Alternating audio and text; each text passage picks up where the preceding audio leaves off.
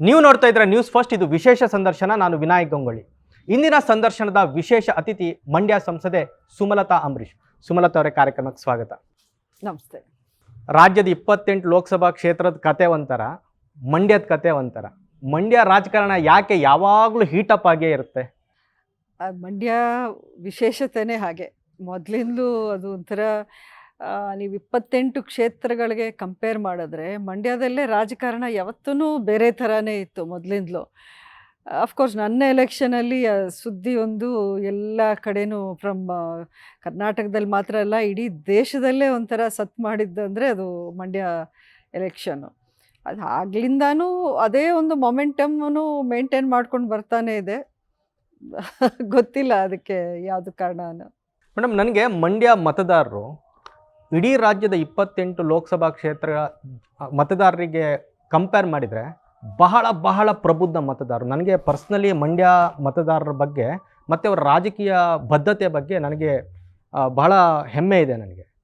ಯಾಕಂದರೆ 2 ಎಲೆಕ್ಷನ್ ನಾನು ಉದಾಹರಣೆ ಕೊಡ್ತೀನಿ. 1984 ಇಡೀ ದೇಶದಲ್ಲಿ ಕಾಂಗ್ರೆಸ್ ಸೋಲಿತು. 400ಕ್ಕೂ ಹೆಚ್ಚಿನ ಸೀಟು ಕಾಂಗ್ರೆಸ್ ಗೆದ್ದಿತ್ತು. ಆದರೆ ಕಾಂಗ್ರೆಸ್ ಅಭ್ಯರ್ಥಿಯನ್ನು ಮಂಡ್ಯದ ಜನ ಸೋಲಿಸಿ ಜನತಾದಳದ ಅಭ್ಯರ್ಥಿಯನ್ನು ಗೆಲ್ಲಿಸ್ಬಿಟ್ಟಿದ್ರು.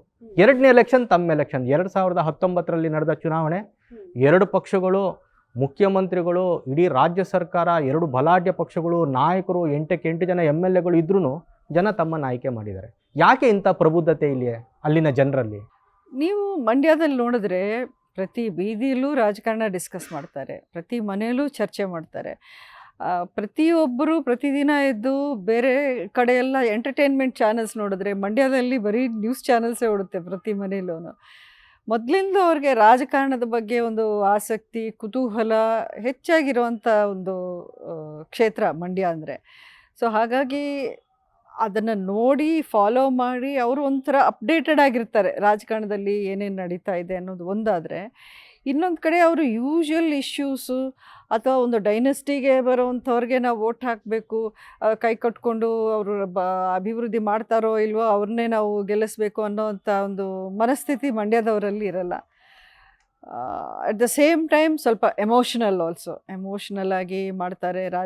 ಅವರ ಒಂದು ಎಲೆಕ್ಷನಲ್ಲಿ ಅವ್ರ ಚಾಯ್ಸಸ್ ಏನೇ ಇರಲಿ ತುಂಬ ಎಮೋಷ್ನಲ್ ಆಗಿಯೂ ಇರ್ತಾರೆ at the same time.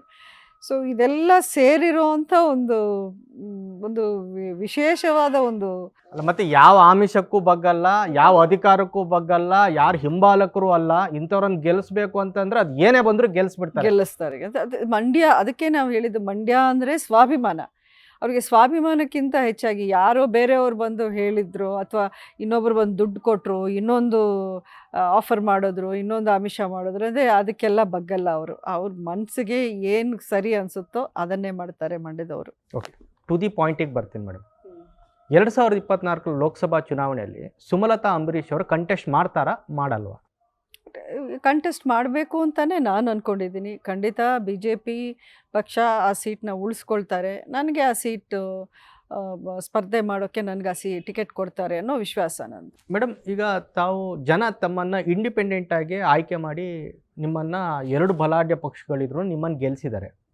Sumalatha ಅವರಿಗೆ ಒಂದು ಪಾರ್ಟಿ ಚಿಹ್ನೆಯಲ್ಲಿ ಕಂಟೆಸ್ಟ್ ಮಾಡುವಂತಹ ಒಂದು ಅವಕಾಶ ಈಗ ಬೇಕಾ? ನಿಮಗೆ ಯಾವ ಪಾರ್ಟಿ ಸಿಂಬಲ್ ಇಲ್ಲದೇ ಜನ ಗೆಲ್ಲಿಸಿದ್ದಾರೆ. ಒಂದು ಪಾರ್ಟಿ ಸಿಂಬಲ್ ನಿಮ್ಗೆ ಏನು ಅಗತ್ಯ ಇದೆ ಈಗ? ಅಲ್ಲ, ಪಾರ್ಟಿ ಸಿಂಬಲ್ ಅನ್ನೋದು ಬರೀ ಒಂದು ಎಲೆಕ್ಷನ್ಗೆ ಅಗತ್ಯ ಅಂತಲ್ಲ. ಪಾರ್ಟಿ ಶಕ್ತಿನೂ ನಮ್ಗೆ ಸೇರುತ್ತೆ. ಮುಂದೆ ಏನೇ ನಮಗೆ ಇಲ್ಲಿ ಒಂದು ಅಭಿವೃದ್ಧಿಯ ಕೆಲಸಗಳು ನಾವು ಮಾಡಬೇಕು ಅಥವಾ ಒಂದು ಮಂಡ್ಯವನ್ನು ನಾವು ಬೇರೆ ಡಿಸ್ಟ್ರಿಕ್ಟ್ಸ್ ಥರ ಇಂಪ್ರೂವ್ ಮಾಡಬೇಕು ಅನ್ನೋದಾದರೆ ಖಂಡಿತ ಪಾರ್ಟಿ ಅಥವಾ ಒಂದು ರೂಲಿಂಗ್ ಪಾರ್ಟಿಯ ಒಂದು ಶಕ್ತಿ ನಮಗೆ ಅಗತ್ಯ ಇದೆ. ಅದು ಈ 5 ವರ್ಷಗಳಲ್ಲಿ ನಾನು ನೋಡಿ ಕಲ್ತಿದ್ದು. ಯಾಕಂದರೆ ಆ್ಯಸ್ ಅನ್ ಇಂಡಿಪೆಂಡೆಂಟ್ ನನ್ನ ಕೈಲಾದಷ್ಟು ನಾನು ಏನೇ ಒಂದು ಅನುದಾನಗಳ ಒಂದಷ್ಟು ತಂದು ಏನಾದರೂ ನನ್ನ ಕೈಲಾದಷ್ಟು ನಾನು ಮಾಡಿದ್ದೀನಿ ವರ್ಕು. ಅದು BJP ಸರ್ಕಾರದ ಸಹಕಾರ ಇದ್ದಿದ್ದಕ್ಕೆ ಮಾತ್ರ. ಇಲ್ಲಾಂದರೆ ಅದು ಕಷ್ಟ ಆಗ್ತಿತ್ತು.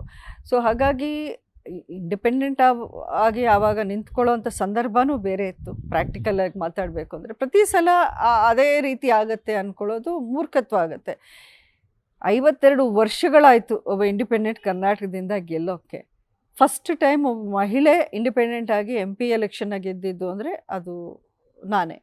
ಸೊ ಹಾಗಾಗಿ ಇದು ಅದೊಂಥರ ಅದೇನಂತಾರೆ ಅಭೂತಪೂರ್ವ. ಅದು ಪ್ರತಿ ಸಲ ನಡೆಯಲ್ಲ ಆ ಥರ. ನಾವು ಪ್ರಾಕ್ಟಿಕಲ್ ಆಗಿ ಯೋಚನೆ ಮಾಡಬೇಕು. ಆ ಒಂದು ಸಂದರ್ಭ ಆಗಿತ್ತು. ಆವಾಗ ಬಿ ಜೆ ಪಿನೂ ಕ್ಯಾಂಡಿಡೇಟ್ ಹಾಕಿರಲಿಲ್ಲ, ಕಾಂಗ್ರೆಸ್ಸೂ ಕ್ಯಾಂಡಿಡೇಟ್ ಇರಲಿಲ್ಲ. 2 ರಾಷ್ಟ್ರೀಯ ಪಕ್ಷಗಳ ಕ್ಯಾಂಡಿಡೇಟು ಇರಲಿಲ್ಲ ಆವಾಗ. ಸೊ ಅದೆಲ್ಲ ಆ ಸಂದರ್ಭ, ಆವತ್ತಿನ ಒಂದು ಮೈಂಡ್ಸೆಟ್ ಹೇಗಿತ್ತು ಅದೆಲ್ಲ ಕೂಡಿ ಬಂದು ಆ ಒಂದು ಎಲೆಕ್ಷನ್ ಆ ರೀತಿ ನಡೀತು. Every election is fought in a different way. ಎಲ್ಲ ಎಲೆಕ್ಷನ್ಸು ಒಂದೇ ಒಂದು ನ್ಯಾರೇಟಿವ್ ಆಗುತ್ತೆ ಅನ್ನೋದು ಅದು ಎಲ್ಲೂ ನಡೆಯಲ್ಲ. ಸೊ ಹಾಗಾಗಿ ಈವಾಗಿನ ಒಂದು ಸ್ಥಿತಿ ಏನಿದೆ, ಬಿ ಜೆ ಪಿಗೂ ಒಳ್ಳೆಯ ಒಂದು ವಾತಾವರಣ ಇದೆ.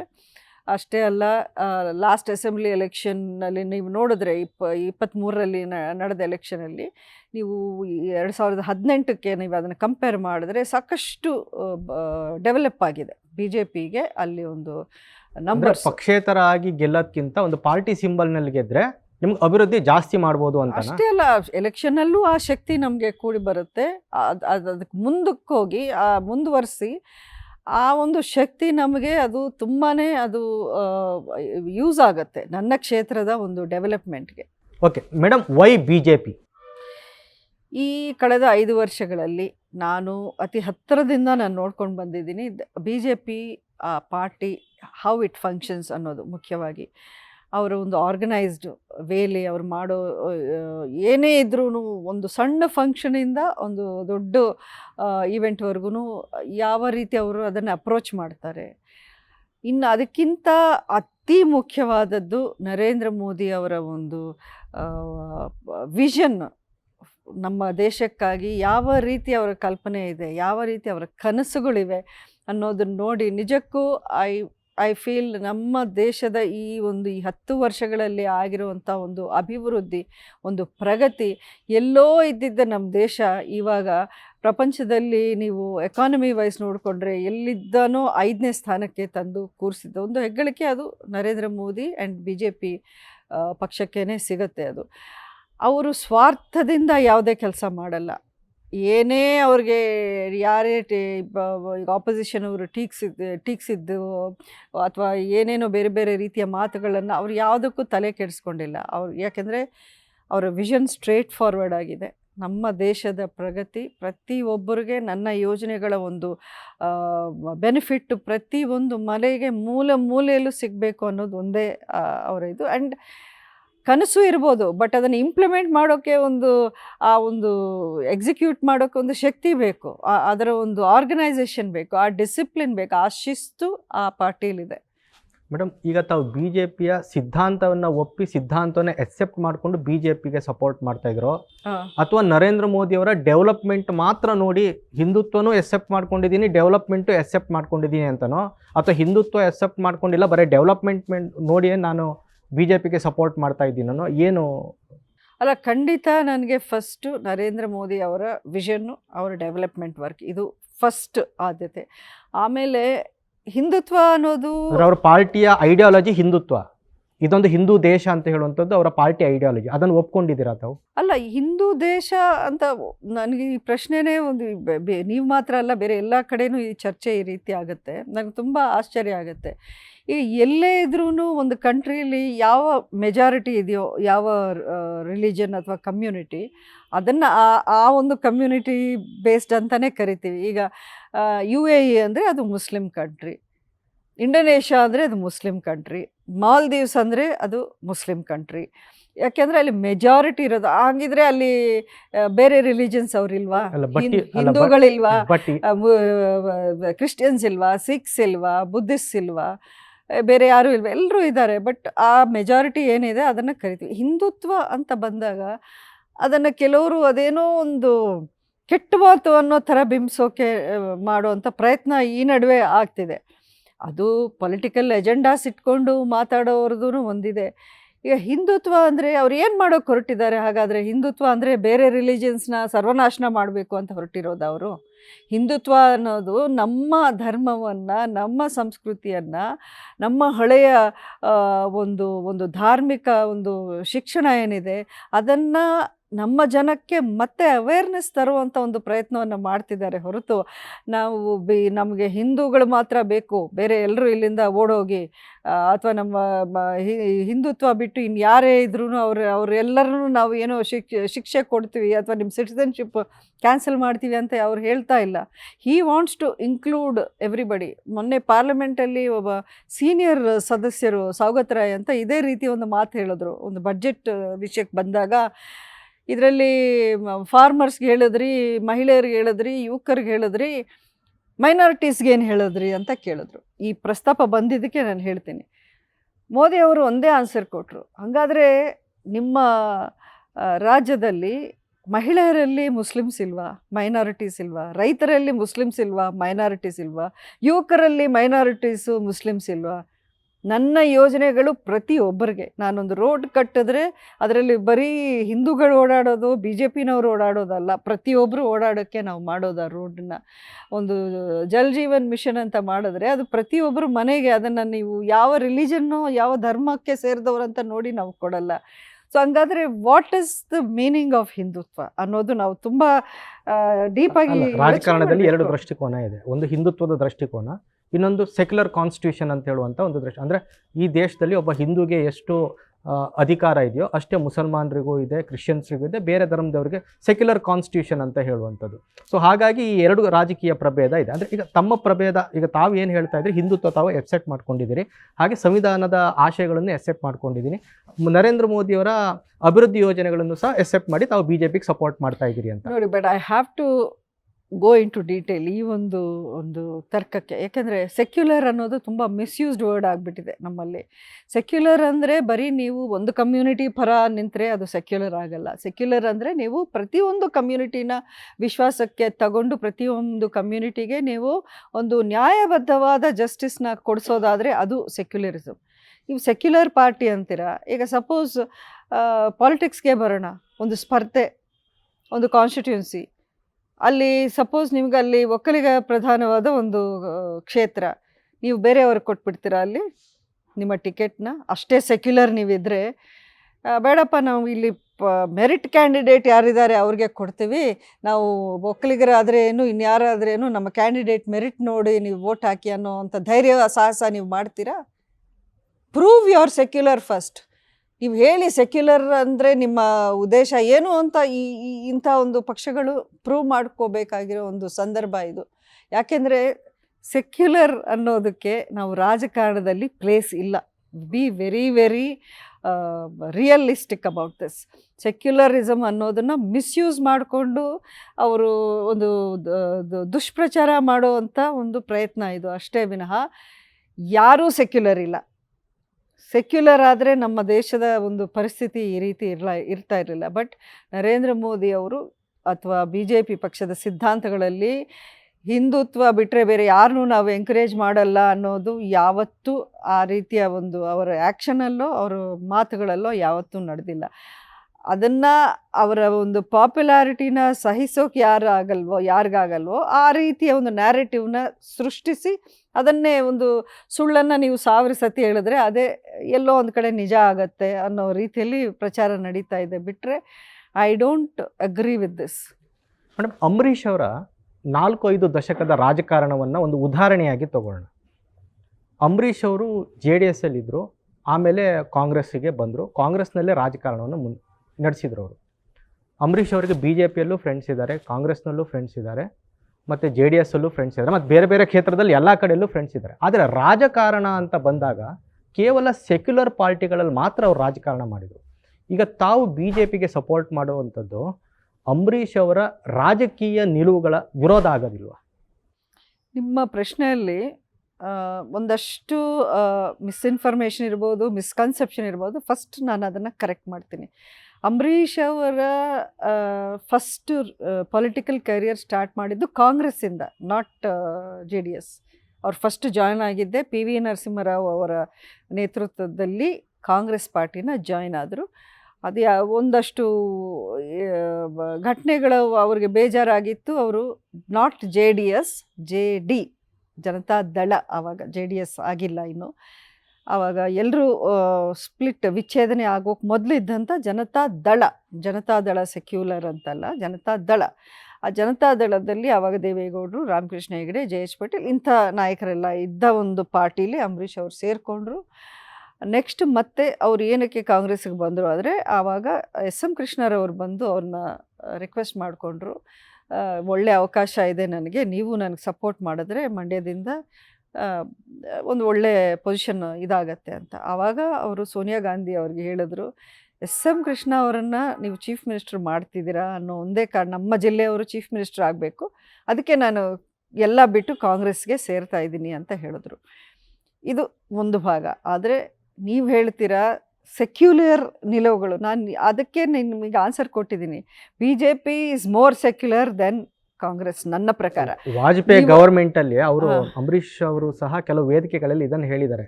ವಾಜಪೇಯಿ ಕಾಲದಲ್ಲಿ ಸರ್ಕಾರವನ್ನು ಉಳಿಸ್ಲಿಕ್ಕೆ ಒಂದು ಓಟ್ ಅಗತ್ಯ ಇದ್ದಾಗ ಇವ್ರಿಗೆ ಆಫರ್ ಮಾಡಿದ್ರು, ಆದ್ರೂ ಇವರು ಆ ಸರ್ಕಾರವನ್ನು ಅದು ಪಕ್ಷದ ಬಗ್ಗೆ ಅವ್ರಿಗೆ ಅವ್ರು ಬೇಕಾದ್ರೆ ಮಿನಿಸ್ಟ್ರು ಆಗ್ಬೋದಿತ್ತು ಆವಾಗ. ಕರೆಕ್ಟ್. ಆದ್ರೆ ರಾಜಕಾರಣ ಅಂತ ಬಂದಾಗ ಅವ್ರು ಬಿಜೆಪಿಯಿಂದ ದೂರನೇ ಇದ್ರು. ಅಲ್ಲಲ್ಲ, BJPಯಿಂದ ದೂರ ಅಂತಲ್ಲ, ನನ್ನ ಪಕ್ಷಕ್ಕೆ ನಾನು ನಿಷ್ಠೆಯಿಂದ ಇರಬೇಕು ಅಂತ. ಅದು ಸೆಕ್ಯುಲರು ಅಥವಾ ಇನ್ನೊಂದು ನಿಲುವು ಅಂತಲ್ಲ, ಅವ್ರಿಗೂ ಸಿದ್ಧಾಂತಗಳು ಗೊತ್ತಿತ್ತು.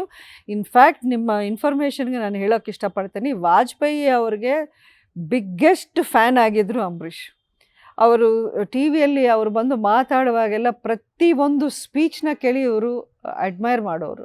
ವಾಜಪೇಯಿ ಭಾಷಣ ಮಾಡ್ತಿದ್ದಾರೆ ಎಲ್ಲಾದರೂ ಹತ್ತಿರದಲ್ಲಿ ಅಂದರೆ ಅವ್ರು ಹೋಗಿ ಕೂತ್ಕೊಂಡು ಕೇಳಿದ ಸಂದರ್ಭಗಳು ಇದೆ ಇಲ್ಲಿ ಮೈಸೂರಲ್ಲಿದ್ದಾಗ.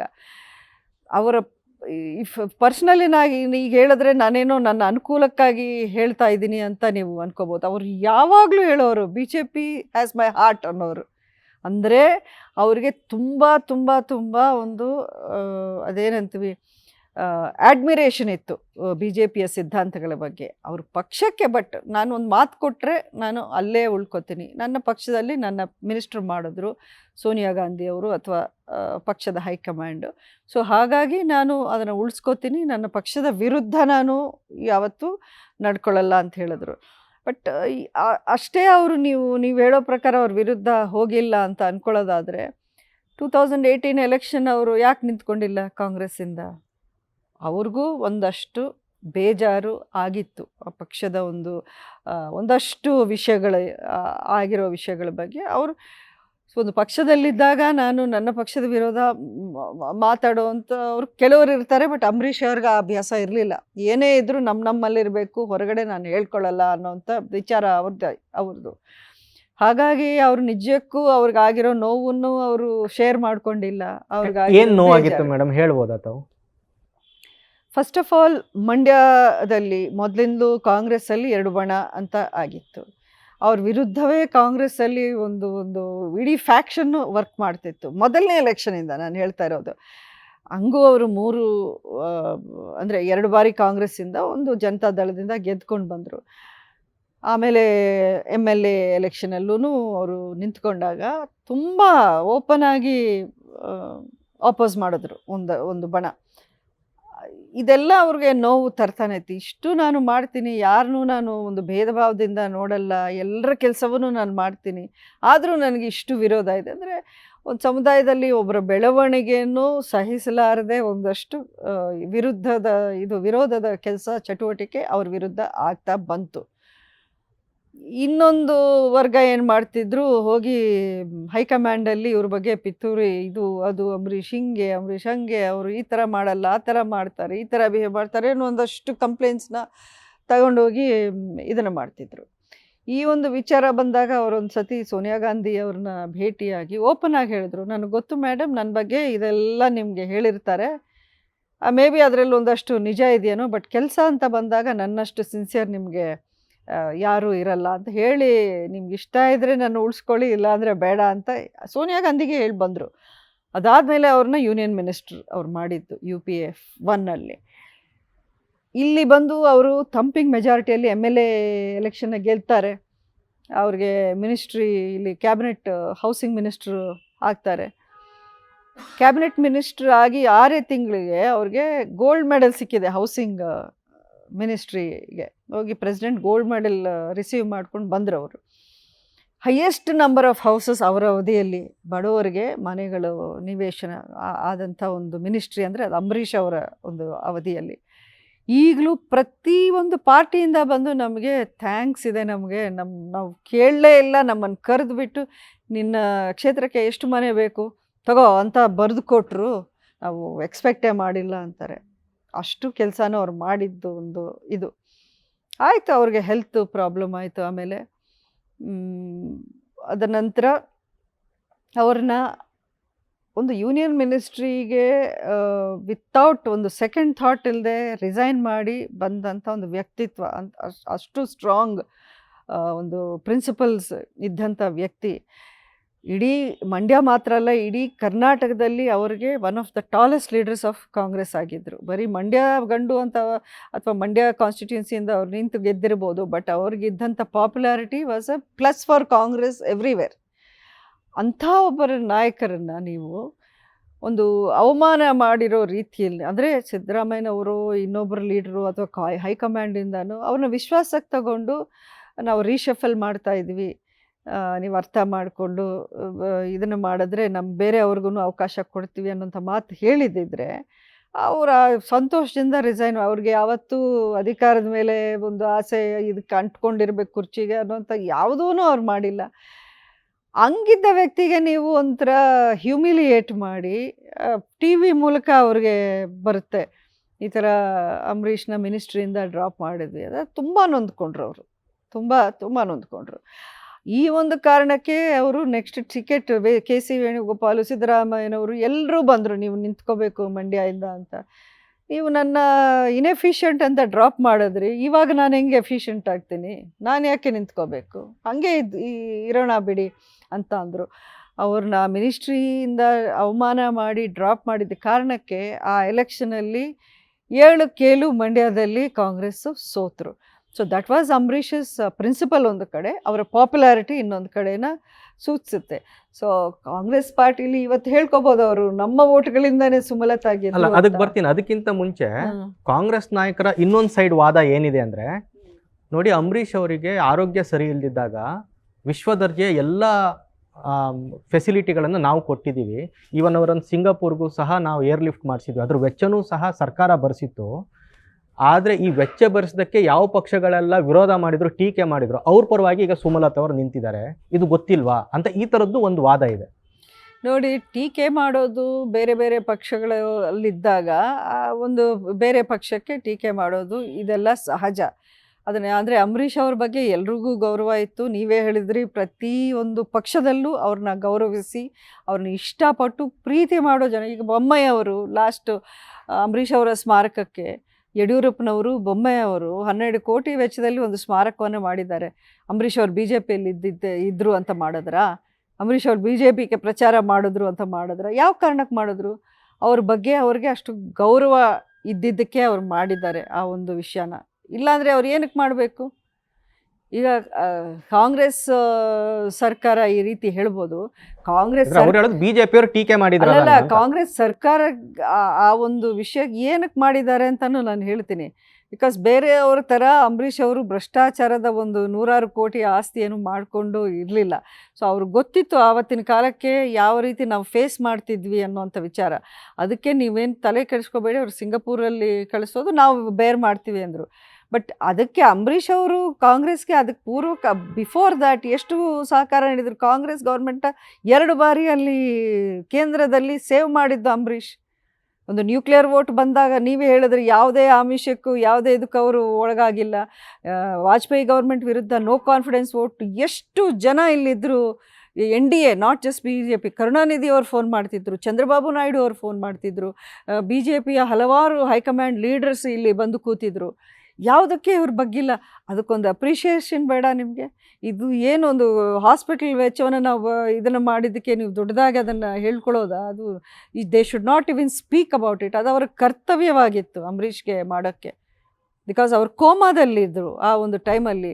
ನಮಗೇನು ಮಾಡಬೇಕು ಅಂತ ನಮಗೆ ಗೊತ್ತಾಗ್ತಾನೇ ಇಲ್ಲ. ಹೆಂಗೆ ಸಿಂಗಾಪುರ್ಗೆ ಬರೀ ಒಂದು ಏರ್ ಆ್ಯಂಬುಲೆನ್ಸ್ಗೇ ಒಂದು 50 ಲಕ್ಷ ಆಗುತ್ತೆ ಅಂತ ಹೇಳ್ತಾಯಿದ್ರು. ಹೆಂಗೆ ಯಾವ ರೀತಿ ಕರ್ಕೊಂಡು ಹೋಗೋದು, ಯಾವ ರೀತಿ ಅಲ್ಲಿ ಹಾಸ್ಪಿಟಲಲ್ಲಿ ಇವ್ರನ್ನ ಇದು ಮಾಡೋದು, ಟ್ರೀಟ್. ಹಿಂಗೆ ಇಲ್ಲಿ ಡಾಕ್ಟರ್ಸ್ ಹೇಳಿದ್ರು, ಇಲ್ಲಿದ್ದರೆ ನಮಗೆ ತುಂಬ ತೊಂದರೆ ಆಗ್ತಿದೆ, ಅವ್ರನ್ನ ಅಲ್ಲೇ ಕರ್ಕೊಂಡು ಹೋಗಿ ಅಂತ. ಇಷ್ಟಕ್ಕೂ ಅಂಬರೀಷ್ ಅವರ ಕೊಡುಗೆ, ಅಂಬರೀಷ್ ಅವರ ಸೇವೆ ಮಂಡ್ಯದಲ್ಲಿ ಕಾಂಗ್ರೆಸ್ನ ಒಂದು ಕಾಲದಲ್ಲಿ ತುಂಬ ಚೆನ್ನಾಗಿತ್ತು. ಎಸ್ ಎಂ ಕೃಷ್ಣ ಅವರ ಅಲ್ಲಿಂದ ಈ ಕಡೆ ಶಿಫ್ಟ್ ಆದಮೇಲೆ ಕಾಂಗ್ರೆಸ್ ಅನ್ನೋದು ಸತ್ತೋಗಿತ್ತು ಮಂಡ್ಯದಲ್ಲಿ.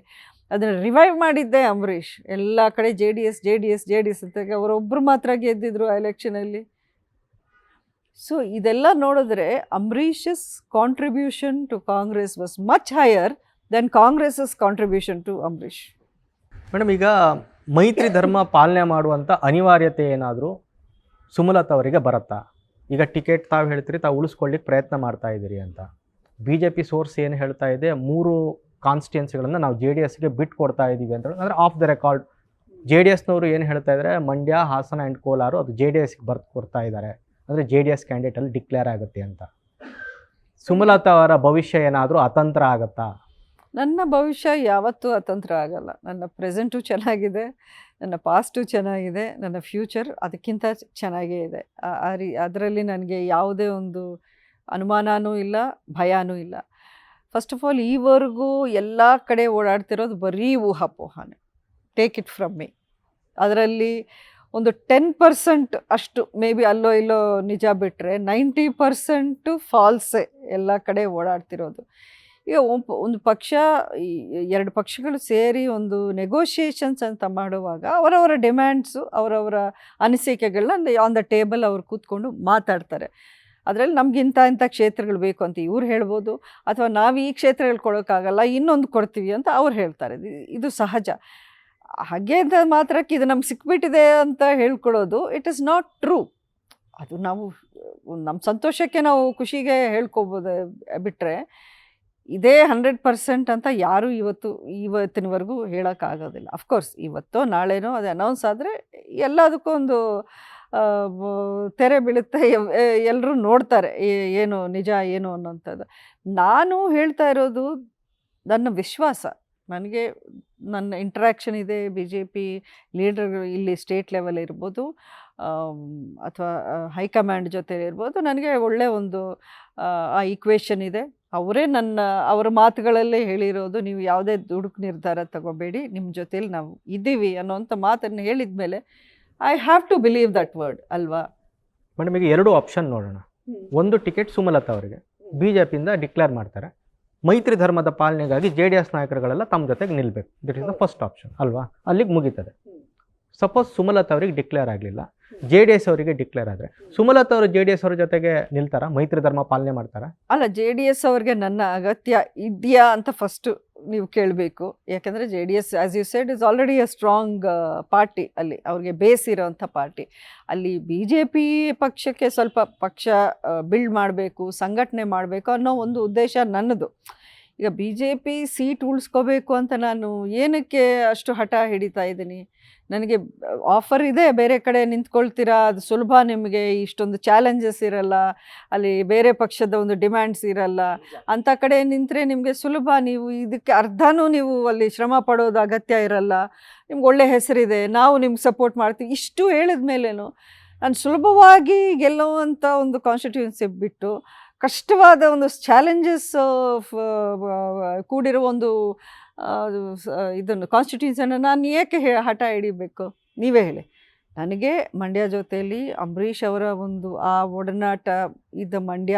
ಅಂಬರೀಷ್ ಅವರ ಹೆಸರಿಗಿಂತ ಬೇರೆ ನಿಮಗೆ ಪಕ್ಷದ ಸಿಂಬಲ್ಲೇ ಬೇಡ ಅಂತ ಹೇಳೋದು ಈಗ ಆಲ್ರೆಡಿ ಜನ ಅಲ್ಲಿ 2019 ಎಲೆಕ್ಷನ್ ಅಲ್ಲಿ ತೋರಿಸಿದ್ದಾರೆ ನಿಮಗೆ. ಹೌದು ಹೌದು. ನಾನು ಕೇಳ್ತಾ ಇರೋದು, ಈಗ ತಾವೀಗ ಹೇಳ್ತಾ ಇದ್ರಿ JDSನವರಿಗೆ ನನ್ನ ಅಗತ್ಯ ಇದೆಯಾ ಅಂತ ಹೇಳುವಂತ ಒಂದು ಪ್ರಶ್ನೆ ಎತ್ತಿದ್ರಿ. ಈ ಪ್ರಶ್ನೆ ಯಾಕೆ? ಮೈತ್ರಿ ಧರ್ಮ ಅಂತ ಹೇಳಿದ್ಮೇಲೆ ಅವ್ರಿಗೆ ನಿಮ್ಗೆ ಟಿಕೆಟ್ ಆದ್ರೆ ಅವರು ಬರಬೇಕು, ಅವ್ರಿಗೆ ಟಿಕೆಟ್ ಆದ್ರೆ ನೀವು ಹೋಗ್ಬೇಕು. ಇದು ಮೈತ್ರಿ ಧರ್ಮ, ಇದನ್ನ ಪಾಲನೆ ಮಾಡ್ತೀರಾ? ಈಗ ಮೈತ್ರಿ ಧರ್ಮ ಅಂದ್ರೆ ಈಗ ನನಗೆ ಟಿಕೆಟ್ ಆದರೆ ಖಂಡಿತ ಅವರ ಪಕ್ಷದ ನಾಯಕರು ಯಾರಿದ್ದಾರೆ ಅವರ ಒಂದು ಲೀಡರ್ಗಳನ್ನ ಕರೆದು ಅಥವಾ ಸ್ಥಳೀಯ ನಾಯಕರನ್ನ ಕರೆದು ಈ ಥರ ಮೈತ್ರಿ ಧರ್ಮ ಪಾಲನೆ ಮಾಡಬೇಕು ಅಂತ ಒಂದು ವಿಷಯ ಯಾವ ರೀತಿ ಹೇಳ್ಕೊಡ್ತಾರೋ, ನನಗೆ ನನ್ನ ವಿಷಯ ಅಂತ ಬಂದಾಗ ಖಂಡಿತ BJP ಹೈಕಮಾಂಡೋ ಅಥವಾ BJP ಸ್ಟೇಟ್ ಲೀಡರ್ಶಿಪ್ಪೋ ನನ್ನನ್ನು ಕರೆದು ಈ ರೀತಿಯಾಗಿದೆ, ನಿಮ್ಮ ಸಪೋರ್ಟೋ ನಿಮ್ಮ ಕೋಆಪರೇಷನೋ ಬೇಕು ಅಥವಾ ಯಾವ ರೀತಿ ನೀವು ಮುಂದುವರಿಸಬೇಕು ಇದನ್ನು ಅನ್ನೋಂಥ ಮಾತನ್ನು ಒಂದು ಗೈಡೆನ್ಸ್ನ ನನಗೆ ಕೊಟ್ಟೇ ಕೊಡ್ತಾರೆ. ಖಂಡಿತ ಪಕ್ಷ ನನ್ನ ಯಾವ ರೀತಿ ಡೈರೆಕ್ಟ್ ಮಾಡ್ತಾರೋ ಆ ರೀತಿ ನಡ್ಕೊಳ್ಳೋಕ್ಕೆ ನನಗೇನು ಬೇಜಾರಿಲ್ಲ.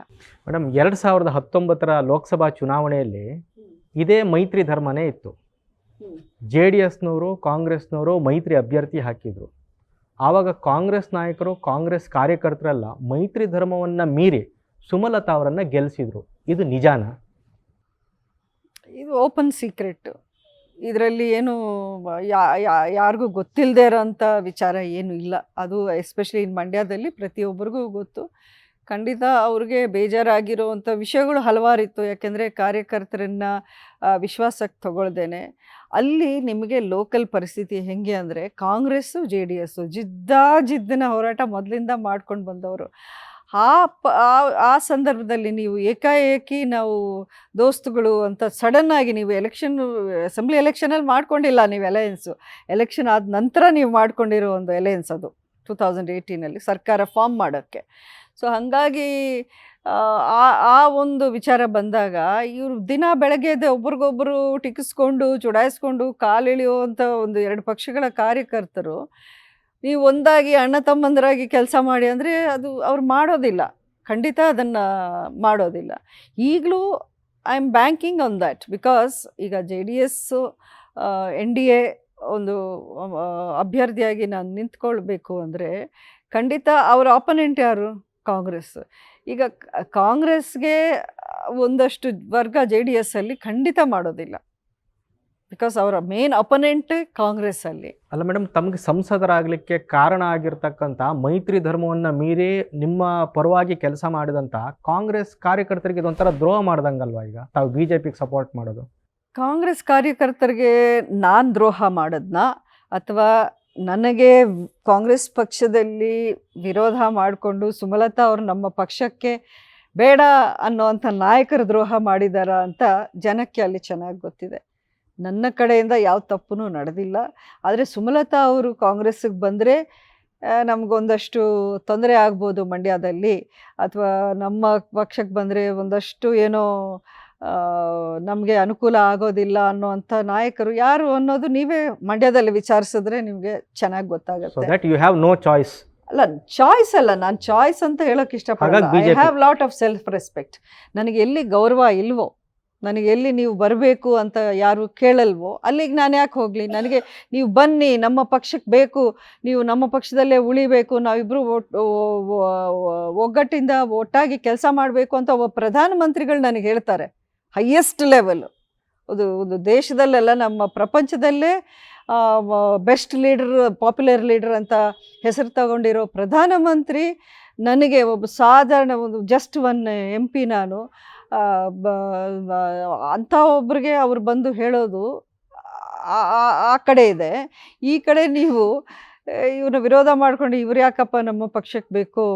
ಈಗ ಅಂಬರೀಷ್ ಅವರಿದ್ದಾಗಲೇ ನಾವು ನೋಡಿದ್ವಿ, ನಮಗೆ ಅವರ ಪಾಪ್ಯುಲಾರಿಟಿನೇ ಮ್ಯಾಚ್ ಮಾಡೋಕ್ಕೆ ಅಥವಾ ಕಟ್ ಮಾಡೋಕ್ಕೆ ಆಗಿಲ್ಲ. ಈಗ ಸುಮಲತಾ ಬಂದು ಆ ಜಾಗದಲ್ಲಿ ತಿರ್ಗಾ ಇನ್ನೊಬ್ಬರು ಪಾಪ್ಯುಲರ್ ಲೀಡರ್ ಎದ್ದುಬಿಟ್ರೆ ನಮ್ಗೆ ಮತ್ತೆ ಅದೇ ಪರಿಸ್ಥಿತಿ ನಾವು ಫೇಸ್ ಮಾಡಬೇಕಾಗುತ್ತೆ ಅನ್ನೋವಂಥ ಮೈಂಡ್ ಸೆಟ್ಗಳು ನನ್ನನ್ನು ಕಾಂಗ್ರೆಸ್ಸಲ್ಲಿ ಅಪೋಸ್ ಮಾಡಿದ್ದಾರೆ. ಇದು ಓಪನ್ ಫ್ಯಾಕ್ಟ್. ಇದೂ ಈಗ ಕಾರ್ಯಕರ್ತರಲ್ಲಿ ನೀವು ಹೇಳ್ತಿದ್ದೀರಾ, ಈಗಲೂ ಅದರಲ್ಲಿ ಒಂದು ದೊಡ್ಡ ಭಾಗ ನನ್ನ ಪರವಾಗಿದ್ದಾರೆ. ಅವ್ರಿಗೆ ಗೊತ್ತು ಕಾಂಗ್ರೆಸ್ಸಿಂದ ನನಗೆ ಯಾವ ರೀತಿ ಟ್ರೀಟ್ಮೆಂಟು ಅಂಬರೀಷ್ ಅವ್ರು ಸಿಕ್ಕಿದೆ, ನನಗೂ ಸಿಕ್ಕಿದೆ ಅಂತ. ಕಾಂಗ್ರೆಸ್ನ ನಾನು ಅಪ್ರೋಚ್ ಮಾಡಿಲ್ವಾ? ಫಸ್ಟು 2019 ಅವರೇ ಸೀಟ್ ಕೊಟ್ಟಿದ್ರೆ ಯಾಕೆ ಕೊಡಲಿಲ್ಲ? ಮತ್ತೆ ಅವರು ಅಂಬರೀಷ್ ಅವರು ಆ ಪಾರ್ಟಿಗೆ ಇಷ್ಟು ನಿಷ್ಠೆಯಿಂದ ಕೆಲಸ ಮಾಡಿದವರು, ಪಾರ್ಟಿಗೆ one of the tallest leaders. ಮೈತ್ರಿ ಸರ್ಕಾರ ಇತ್ತಲ್ಲ, ಮೈತ್ರಿ ಸರ್ಕಾರದಲ್ಲಿ ಇವರು ಮೈತ್ರಿನೇ ಅವರು ಮೈತ್ರಿನಲ್ವಾ? ಈಗ BJPನೂ ಮೈತ್ರಿ ಸರ್ಕಾರದಲ್ಲಿದೆ. Why they are fighting for Mandya? ಮೊದಲೇ ಅನೌನ್ಸ್ ಮಾಡ್ಬೋದಾಗಿತ್ತಲ್ಲ JDS ಕ್ಯಾಂಡಿಡೇಟ್ ಅಂತ. ಯಾಕೆ ಮಾಡ್ತಾ ಇದ್ದಾರೆ? ನಮ್ಮ ಪಕ್ಷದ ಒಂದು ಇದನ್ನು ಸಂಘಟನೆ ಮಾಡಬೇಕು, ನಮ್ಮ ಲೀಡರ್ಸ್ಗೂ ಒಂದು ಬೆಲೆ ಕೊಡಬೇಕು ಅನ್ನೋಂಥ ನಿಟ್ಟಿನಲ್ಲಿ ಅವ್ರು ಗೌರವ ಕೊಡಬೇಕಾಗಿತ್ತು. ಅಂಬರೀಷ್ಗೆ ಕೊಡಲಿಲ್ಲ ಅವರು. ಅಲ್ಲ, ಕಾಂಗ್ರೆಸ್ನವ್ರು ಏನು ಹೇಳ್ತಾರೆ, ಗೆದ್ದ ಮೇಲೆ ಸುಮಲತಾ ಅವ್ರ ಕಾರ್ಯಕರ್ತರನ್ನು ಮಾತಾಡಿಸ್ಲಿಲ್ವಂತೆ, ಲೀಡರ್ಗಳನ್ನು ಮಾತಾಡಿಸ್ಲಿಲ್ವಂತೆ, ಅನುದಾನ ಕೊಡಲಿಲ್ವಂತೆ, ಈ ಥರ ಸಣ್ಣ ಸಣ್ಣ ಕಾರಣಗಳನ್ನು ಹೇಳ್ತಾರೆ. ಇದು ಇವಾಗ ಈ ಬದಲಾದ ಪರಿಸ್ಥಿತಿಲಿ ಅವ್ರು ಹೇಳಲೇಬೇಕು. ಈಗ ನಾನು ಅವ್ರಿಗೆ ಒಂದು ತಾವು ನಾಗಮಂಗಲದಲ್ಲಿ ಅದು ಯಾವುದೋ ಲೋಕಲ್ ಬಾಡಿ ಎಲೆಕ್ಷನಲ್ಲಿ ಕಾಂಗ್ರೆಸ್ ಪರ ವೋಟ್ ಹಾಕಿದ್ರು, ಅವರು ನೀವು ಕಾಂಗ್ರೆಸ್ ಪರ ಇರಲಿಲ್ಲ ಅಂತ ಒಂದು ವಾದ ಇದೆ. ಅದು ಅವರು ಸುಮ್ಮನೆ ಮಾತಾಡೋ ಮಾತುಗಳು, ಅದರಲ್ಲಿ ಬೇಸಿಸ್ಸೇ ಇಲ್ಲ, ನಿಜಾನೂ ಇಲ್ಲ. ಏನೋ ಗಾಳಿಯಲ್ಲಿ ಗುಂಡೊಡೆದಂಗೆ ಏನೋ ಮಾತಾಡ್ತಾರೆ. ಬಿಕಾಸ್ ನನ್ನ ಬಗ್ಗೆ ಬೇರೆ ಮಾತಾಡೋಕ್ಕೆ ಅವರಲ್ಲಿ ಏನೂ ಇಲ್ಲ. ನಾನೇನು ತಪ್ಪು ಮಾಡಿದ್ನಾ ಅಥವಾ ದ್ರೋಹ ಮಾಡಿದ್ನಾ ಅಂತ ಹೇಳೋಕ್ಕೆ ಅವರಲ್ಲಿ ಏನೇನೂ ಇಲ್ಲ. ಪ್ರತಿಯೊಂದು ವಿಷಯದಲ್ಲೂ ನಾನು ನನ್ನ ಪರವಾಗಿ ಯಾರು ನಿಂತ್ಕೊಂಡ್ರೋ ಅವ್ರ ಪರವಾಗಿ ನಾನು ನಿಂತಿದ್ದೆ. ಇನ್ಫ್ಯಾಕ್ಟ್ ಅದಕ್ಕೊಂದು ದೊಡ್ಡ ಸಾಕ್ಷಿ ಹೇಳ್ತೀನಿ ನಾನು. ಪಾಂಡವಪುರ ಎಲೆಕ್ಷನಲ್ಲಿ ನಾನು ಬಿ ಜೆ ಪಿಗೆ ಇಡೀ ಜಿಲ್ಲೆಯಲ್ಲಿ ಸಪೋರ್ಟ್ ಕೊಟ್ಟರು. ನಾನು ಪಾಂಡವಪುರದ ವಿಷಯ ಬಂದಾಗ ನಾನು ಲೀಡರ್ಶಿಪ್ಗೆ ನಾನು ಸ್ಪಷ್ಟವಾಗಿ ನನ್ನ ನಿಲುವು ಹೇಳಿದ್ದೀನಿ. ಪಾಂಡವಪುರದಲ್ಲಿ ನಾನು ದರ್ಶನ್ ಪುಟ್ನೆಗೆ ಮಾತು ಕೊಟ್ಟಿದ್ದೆ. ಈ ಒಂದು ಎಲೆಕ್ಷನ್ ವಿಚಾರವಾಗಿ ನಾನು ಅಲ್ಲಿ ಹೋಗಿ ಪ್ರಚಾರ ಬಿ ಜೆ ಪಿ ಪರ ಮಾಡಲ್ಲ ಅಂತಲೂ ಹೇಳಿದ್ದೆ. ನಾನು ಓಪನ್ ಆಗಿ ಹೇಳಿದೆ, ನಾನು ಯಾವುದನ್ನು ಹಿಂದೆಯಿಂದ ಒಂಥರ ಕದ್ದು ಮುಚ್ಚಿ ಬೇರೆ ರಾಜಕಾರಣ ಥರ ಮಾಡೋಕ್ಕೆ ನನಗಿಷ್ಟ ಇಲ್ಲ.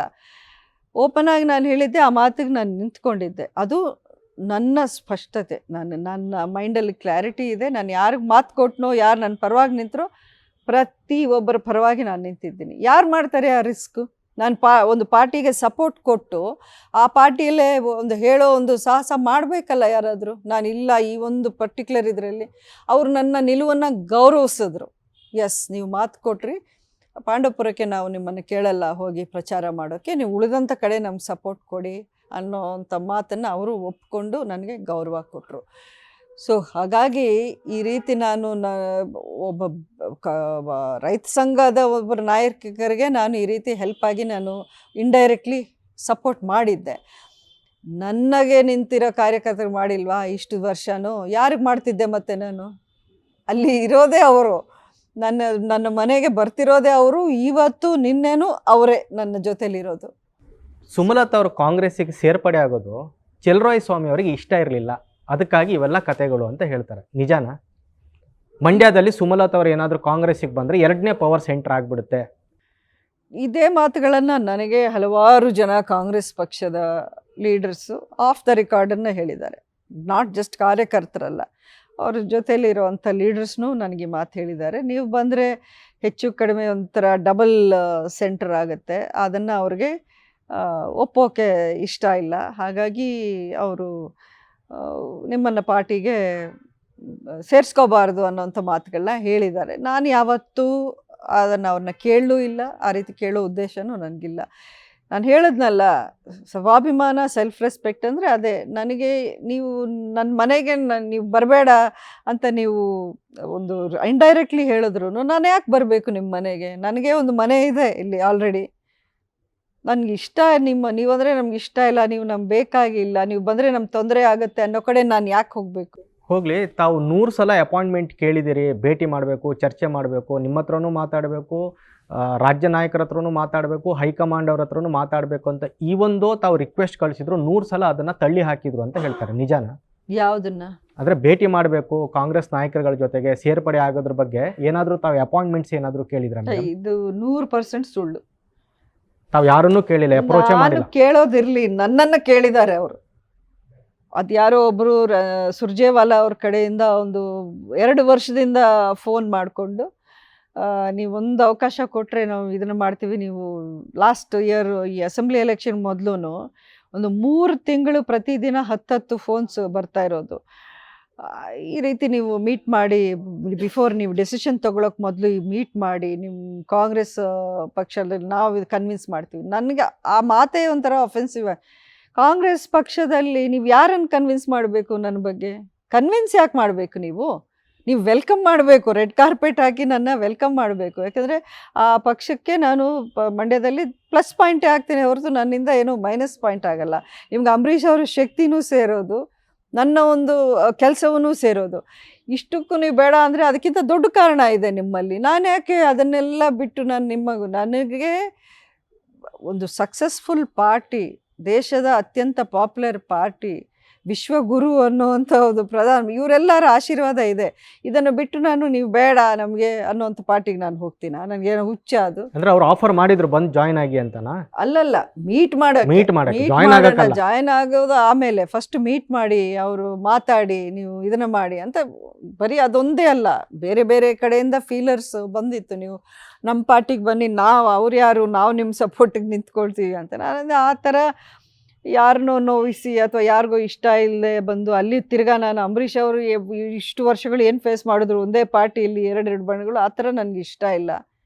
ನಾನು ಬಂದರೆ ಹೋಲ್ ಹಾರ್ಟೆಡ್ ಆಗಿ ನನ್ನ ವೆಲ್ಕಮ್ ಮಾಡುವಂಥ ಪಾರ್ಟಿಗೆ ನಾನು ಬರ್ತೀನಿ ಹೊರತು ಬೇರೆ ರೀತಿಯ ಇದಕ್ಕೆ ನನಗೆ ಇಷ್ಟ ಇಲ್ಲ. ಯಾಕಂದರೆ ಸಿದ್ದರಾಮಯ್ಯನವರು ಸಹ ಇತ್ತೀಚೆಗಿನ ಒಂದು ವೇದಿಕೆಯಲ್ಲಿ ಹೇಳಿದ್ದಾರೆ ಸುಮಲತಾ ಅವರು ನಮ್ಮ ಬೆಂಬಲದಿಂದನೇ ಗೆದ್ದಿರೋದು ಅಂತ.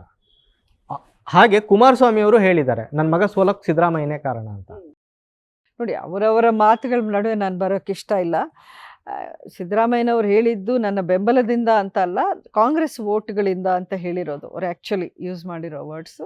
ನಾನು ಅದನ್ನು ಕರೆಕ್ಟ್ ಮಾಡಿ ಹೇಳ್ತೀನಿ, ನಾನು ಗೆದ್ದಿರೋದು ಅಂಬರೀಷ್ ವೋಟ್ಸಿಂದ, ಕಾಂಗ್ರೆಸ್ ವೋಟ್ಸಿಂದ ಅಲ್ಲ. Congress votes plus BJP votes plus JDS ಅಲ್ಲಿ ಒಂದು ಭಾಗದ ವೋಟ್ಸು ಪ್ಲಸ್ ರೈತ ಸಂಘ, ಇಡೀ ನ್ಯೂಟ್ರಲ್ ಮಂಡ್ಯ ಜನತೆ ಇಷ್ಟೂ ಸೇರಿ ನನಗೆ ಅಷ್ಟೊಂದು ಅದ್ಧೂರಿಯಾದ ಒಂದು ಗೆಲುವನ್ನು ಕೊಟ್ಟಿದ್ದು. ಇಲ್ಲಾಂದರೆ ಅದು ಸಾಧ್ಯವಾಗ್ತಿರ್ಲಿಲ್ಲ. ಕಾಂಗ್ರೆಸ್ ವೋಟ್ಗಳಿಂದನೇ ಒಬ್ಬ ಇಂಡಿಪೆಂಡೆಂಟ್ ಗೆಲ್ಲೋದಾದರೆ ನೀವು ಅಂಬರೀಷ್ನ ಯಾಕೆ ನೆಗ್ಲೆಕ್ಟ್ ಮಾಡಿದ್ರಿ? ಅವರೇ ನಿಮ್ಮ ಪಕ್ಷದಲ್ಲಿದ್ದರು, ಅವರಿಗೆ ಅಷ್ಟೊಂದು ಗೆಲುವು ಅವ್ರು ಇಲ್ಲದೇ ಇದ್ದಾಗ್ಲೂ ಸಿಗೋವಂಥ ಪರಿಸ್ಥಿತಿ ಆಗೋದಾದರೆ ಅವ್ರು ಇದ್ದಾಗ ನೀವು ಯಾಕೆ ಬೆಲೆ ಕೊಡಲಿಲ್ಲ ಅವ್ರಿಗೆ? ಇಷ್ಟು ಶಕ್ತಿ ಅಂಬರೀಷ್ಗಿದೆ ಅಂತ ಗೊತ್ತು ತಾನೇ ನಿಮಗೆ. ನಿಮ್ಮ ಆ್ಯಬ್ಸೆನ್ಸ್, ಅಂಬರೀಷ್ ಅವರ ಆ್ಯಬ್ಸೆನ್ಸಲ್ಲೂ ಅವ್ರಿಗೆ ಇಷ್ಟೊಂದು ಶಕ್ತಿ ಇದೆ ಅಂತ ಜನ ತೋರಿಸ್ಕೊಡೋದು ನಿಮಗೂ ಗೊತ್ತಿತ್ತು. ನಮ್ಮ ವೋಟ್ಗಳಿಂದಾನೇ ಅವ್ರು ಗೆದ್ದಿದ್ದು ಅನ್ನೋದಾದರೆ ಅವ್ರು ಇದ್ದಾಗಲೇ ಆ ವೋಟ್ನ ಯಾಕೆ ಇವ್ರು ಬಳಸ್ಕೊಂಡಿಲ್ಲ? ಇವರು ಆ ವೋಟ್ಗಳನ್ನ ಅವ್ರ ಪಾರ್ಟಿಲಿ ನನ್ನನ್ನು ನಿಲ್ಲಿಸೋದ್ರ ಮೂಲಕ ಆ ವೋಟ್ಗಳನ್ನ ಇವ್ರು ಯಾಕೆ ಸಂಪಾದನೆ ಮಾಡ್ಕೊಂಡಿಲ್ಲ? ಇದೆಲ್ಲ ಈಗ ಹೇಳೋದು ತುಂಬ ಈಸಿ. ಅಂಬರೀಷ್ ಅವರ ಶಕ್ತಿಯನ್ನು ಅವರು ನೆಗ್ಲೆಕ್ಟ್ ಮಾಡಿದ್ರು, ಇನ್ಸಲ್ಟ್ ಮಾಡಿದ್ರು. ಅದಕ್ಕೆ ಅಲ್ಲಿ ಆ ಒಂದು ಅಸೆಂಬ್ಲಿಲಿ ಅವ್ರ ಫೇಸೂ ಮಾಡಿದ್ದಾಯಿತು. ಆ ನೋವು ಅವ್ರ ಜೊತೆಯಲ್ಲಿ ಇದ್ದವಳು ನಾನು. ಆ ಒಂದು ಯಾವ ರೀತಿ ಅವರು ತುಂಬ ಸ್ವಾಭಿಮಾನ ಇದ್ದಂಥವ್ರು ಅಂಬರೀಷ್. ಯಾವತ್ತೂ ಅದನ್ನು ಓಪನ್ ಆಗಿ ಅವ್ರು ಎಕ್ಸ್ಪ್ರೆಸ್ ಮಾಡಿಲ್ಲ. ಬಟ್ ಒಳಗೊಳಗೆ ಅವ್ರು ಯಾವ ರೀತಿ ಕೊನೆಯ ದಿನಗಳವರೆಗೂ ಅದು ಅವ್ರನ್ನ ಕಾಡ್ತಿತ್ತು ಅನ್ನೋದು ನನ್ನೊಬ್ಬಳಿಗೆ ಚೆನ್ನಾಗಿ ಗೊತ್ತು.